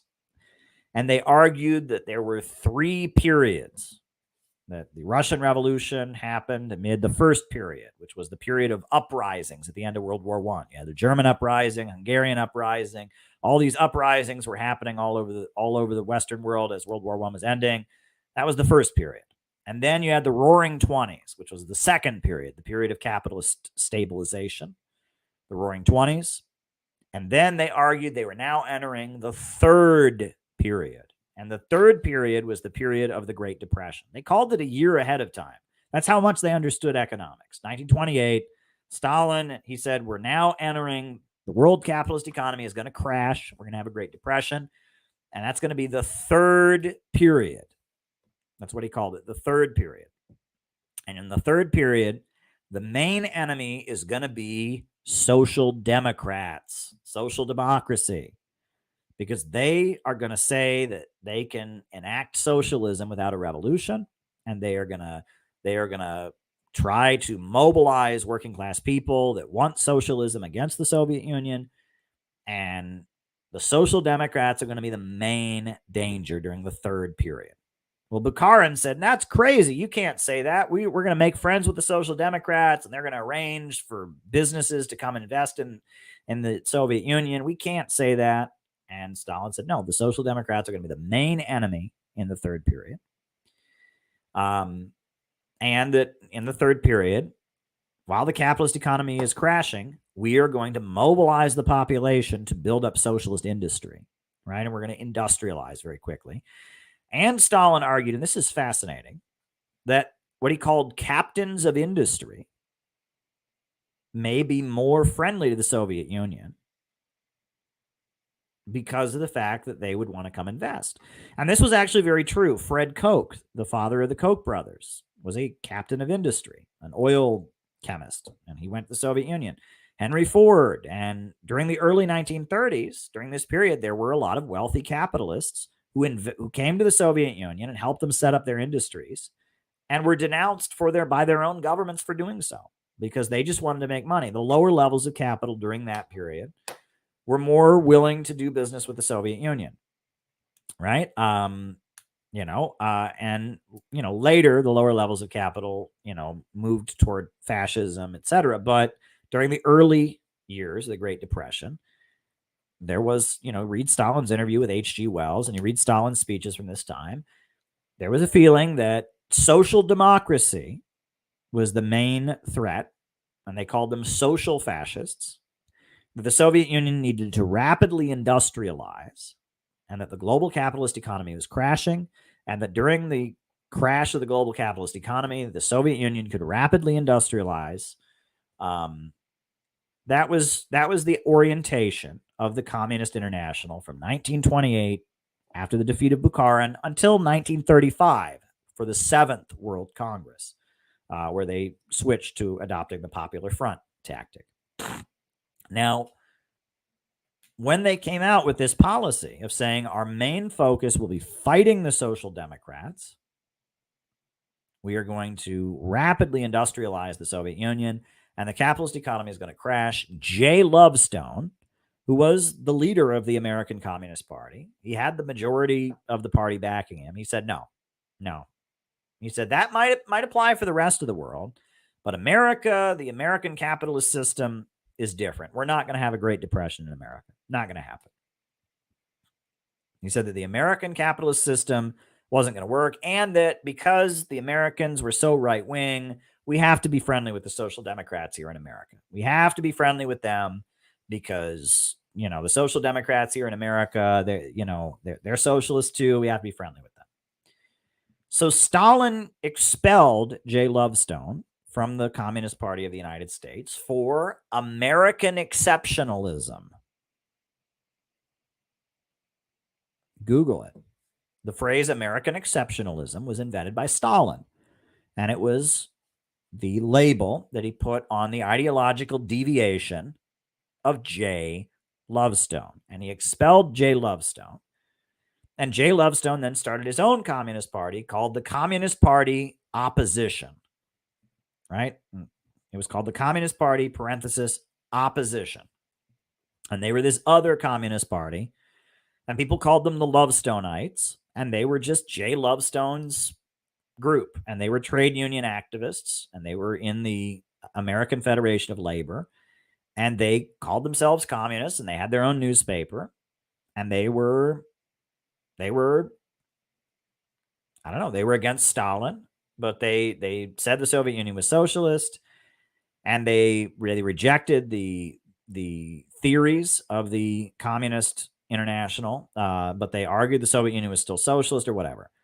Then we know that in 1935, they had the 7th World Congress. And then, because of the rise of Hitler, it was necessary for the Communist International to rapidly shift its tactics. Suddenly, they wanted to work with the Social Democrats again. They wanted to work in the capitalist or non-revolutionary unions again because it was necessary to defeat fascism. So Jay Lovestone was convinced they would let him back into the Communist Party. And he was convinced they would let him back into the Communist Party. And he went to the Communist Party office, and he had, hundreds of people in his group. I mean, it was not a small group. The Communist Party had thousands of people, but he had hundreds. He was a big labor leader in the United States, had a lot of labor union people who worked with him. And he tried to rejoin the Communist Party of the United States, but they wouldn't let him back in. And that was, I think, a mistake. It was a big mistake. And this is part of the problem, I must emphasize, in communism, old school communism. It was a brand. It was like a franchise, right? They wouldn't let Jay Lovestone back into the party because, it was theirs, right? There's only one McDonald's. It was like that, right? And that they should have let him back in. They should have just said, all right, you know what? Your tactics are different than our tactics, but you know what? Now we're shifting back to doing what you said to do anyway. Rejoin. They should have just let him rejoin, but they didn't. They didn't let Jay Lovestone rejoin because they saw him as a traitor. He was a sellout. He was a traitor, whatever. So Jay Lovestone didn't rejoin the Communist Party, even though the Communist Party was doing what he said. So then Jay Lovestone went and met with the leaders of the CIO. And the CIO was the industrial union that was more radical, right? And Jay Lovestone became a friend of the Communist Party's enemies in the CIO. And so because he'd been in the Communist Party, he knew who all the Communist Party leaders were. He knew how they operated. He basically turned his group, the Lovestone group, into an anti-communist hit squad for the enemies of the Communist Party in the CIO. And they spied on the Communist Party and they gathered information because he tried to rejoin and they wouldn't let him, right? And so he's just like, what am I going to do? All right, you don't want me? I'll go somewhere else. And, the Communist Party broke into his apartment. There was a power struggle in the CIO, and the Communist Party dissed him and they didn't want to work with him. So he worked with the Communist Party's enemies. It appears that in the lead up to the Second World War, Jay Lovestone was working with the Nazis. It appears that he was some kind of Nazi collaborator. Members of his group were flying to Berlin and they were getting money, and they were, he was doing something with the Nazis because he was against, just like the Trotskyites, he was against the Communist Party. And then during World War II, when he was possibly doing something with the Nazis, the American intelligence services recruited him. And after World War II, he ran the CIA's trade union stuff. And he became the CIA's, trade union secretary or whatever. He ran, I believe he had an office in the Reagan White House at one point, and the biggest achievement was the Solidarność, the anti-communist strike in Poland. And honestly, I think that the way Jay Lovestone conducted himself was wrong, right? But this is, look, again, you can moralize that. He was a traitor. He was a pro-imperialist, an enemy of the global anti-imperialist movement, all of that. But we can moralize this all we want. We can be like, Jay Lovestone was a traitor. Jay Lovestone was a bad person. Okay, that's like surface level. But you have to admit that if they'd let him rejoin, that probably never would have happened.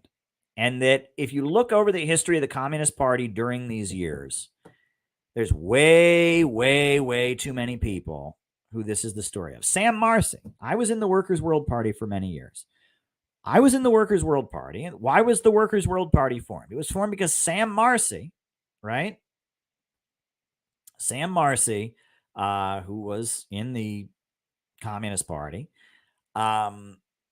he had a similar thing.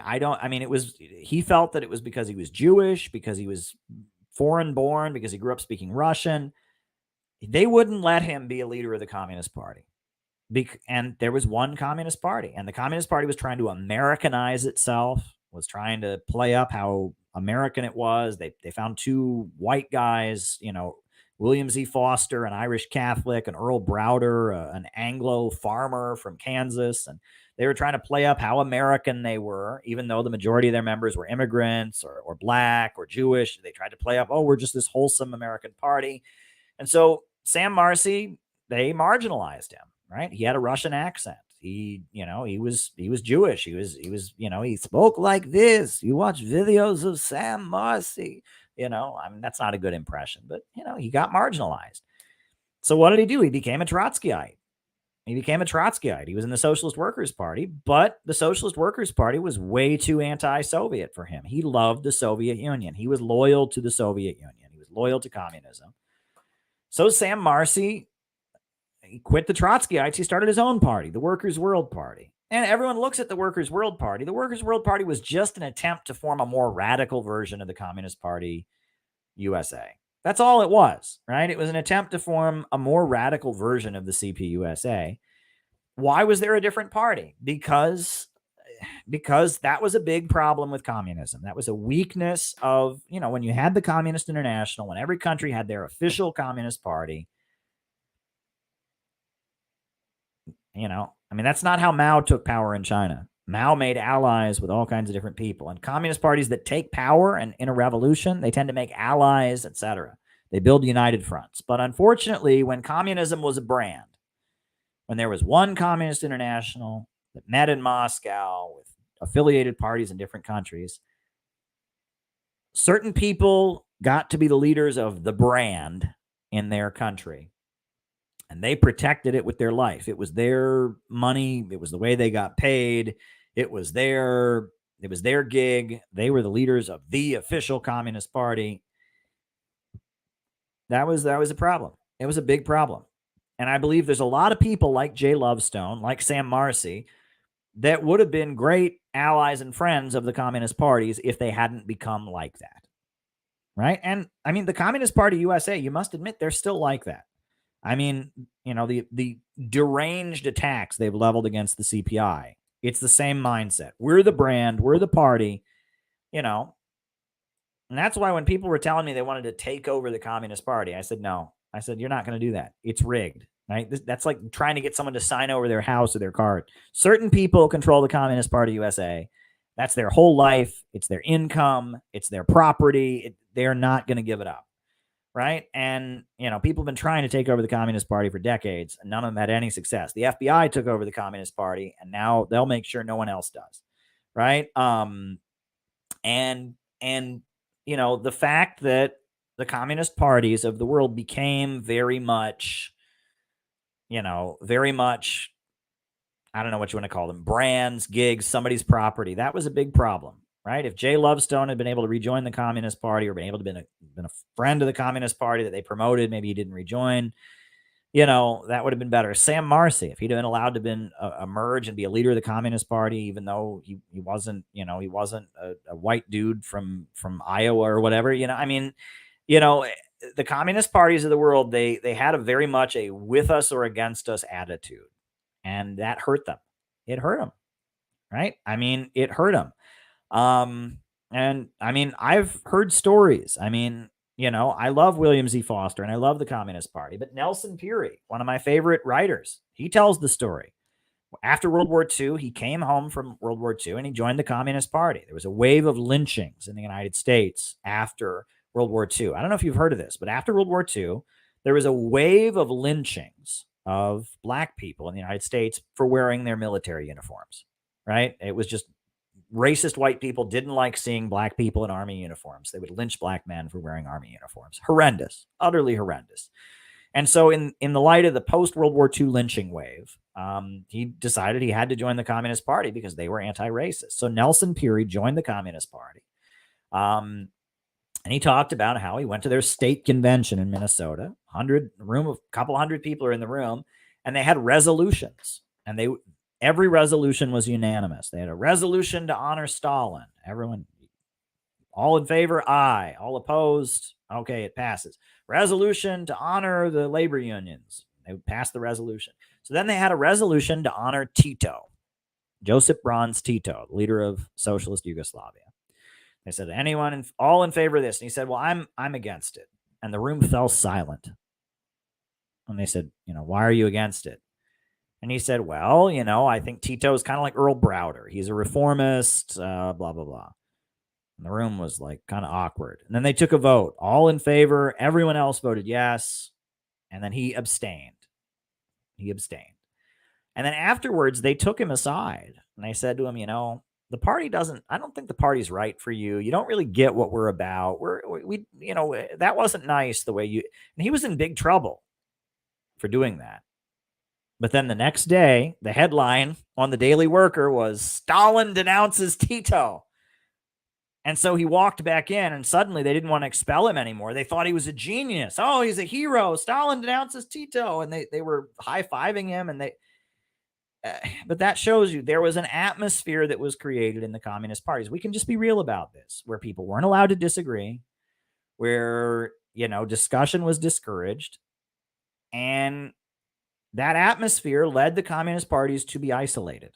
Right? I mean, Nelson Piquet, I guess he got lucky. The next day, Stalin denounced Tito. But, there was an atmosphere created in the communist parties where kind of a groupthink developed.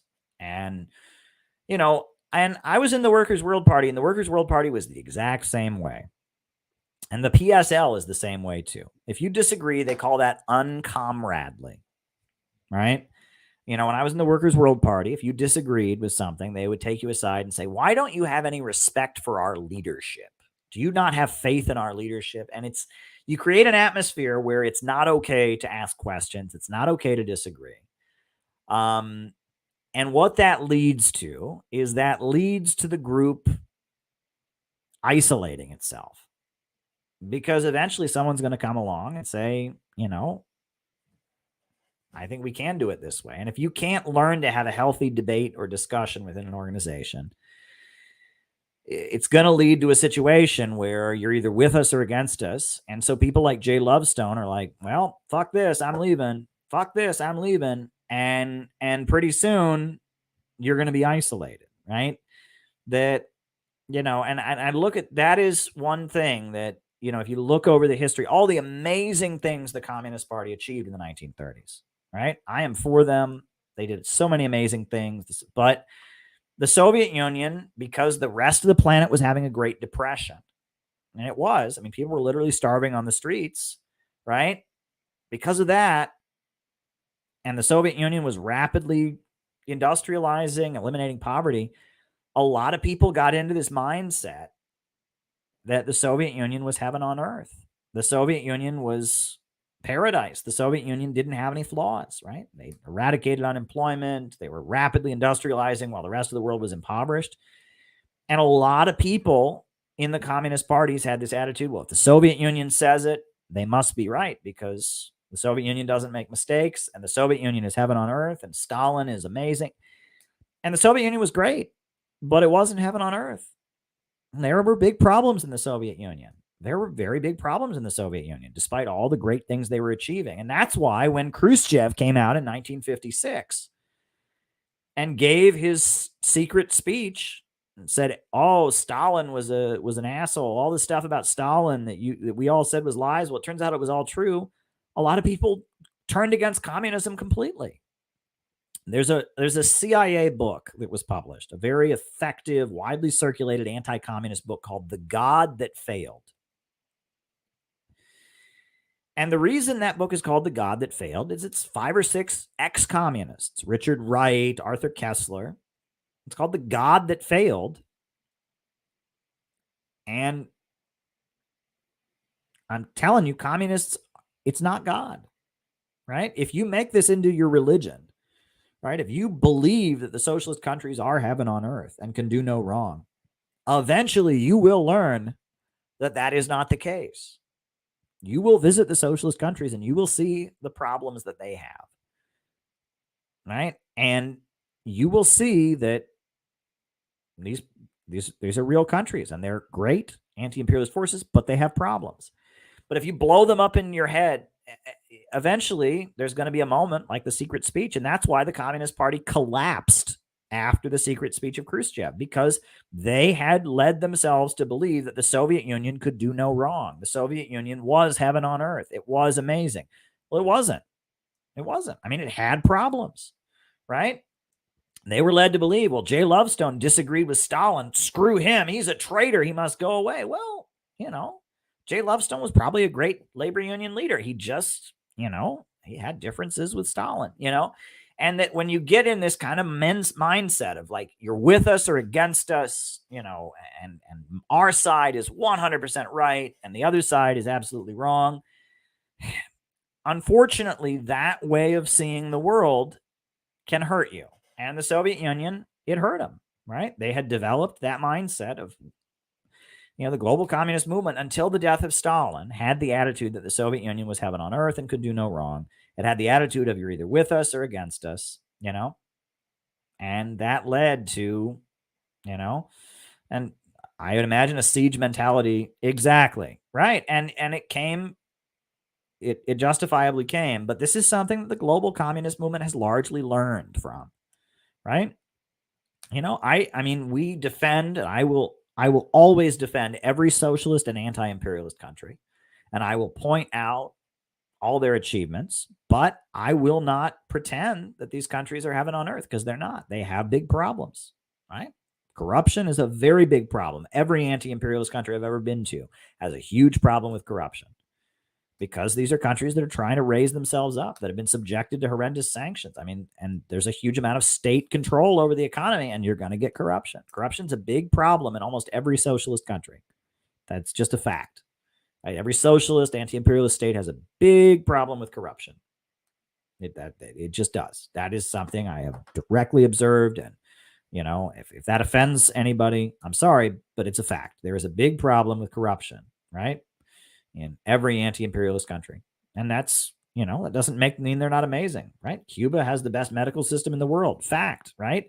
These countries have lifted millions out of poverty. They've done amazing things, and I will defend them, but I will admit they have flaws, right? And that you need to see it that way. And that is, you're asking me about Jay Lovestone, and you're asking me about all these different things. And I'm telling you that our movement made the mistake of viewing itself in black and white terms, right? You're either with us or against us. And that led to a lot of people being against us who shouldn't have been. And I mean, yes, on the surface, we can blame Jay Lovestone for being a traitor. But on the other hand, you have to admit they made a mistake.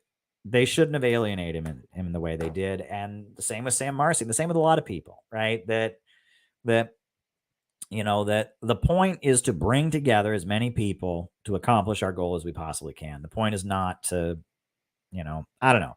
I think I've made my point. And these are complicated things. These are not simple topics that I'm going over here. These are not simple points, right? These are very complex, roundabout ways of thinking. I'm telling you this as someone who defends Stalin and Stalin's political line. I'm telling you this as somebody who is constantly hailing the Soviet Union from the heavens, but I'm just telling you that amid all of their achievements, defeating the Nazis and industrializing, there was a mindset that developed in the Communist Party that hurt them in the long term. That's what I'm trying to tell you. And I view Jay Lovestone and the right opposition as being kind of a symptom of that mindset. So I hope that that's helpful. But it's been a great stream, folks. I'm really, really glad to stream with all of you. I hope I will most likely be back tomorrow night, I think.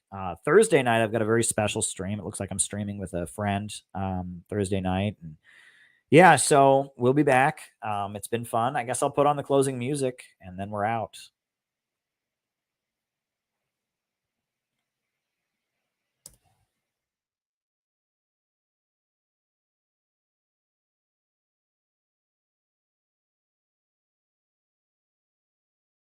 Upsurge in the struggle against U.S. imperialism is now emerging throughout the world. Ever since World War II, U.S. imperialism and its followers have been continuously launching wars of aggression. But the people of various countries have been continuously waging revolutionary wars to defeat their aggression. While the danger of a new world war still exists,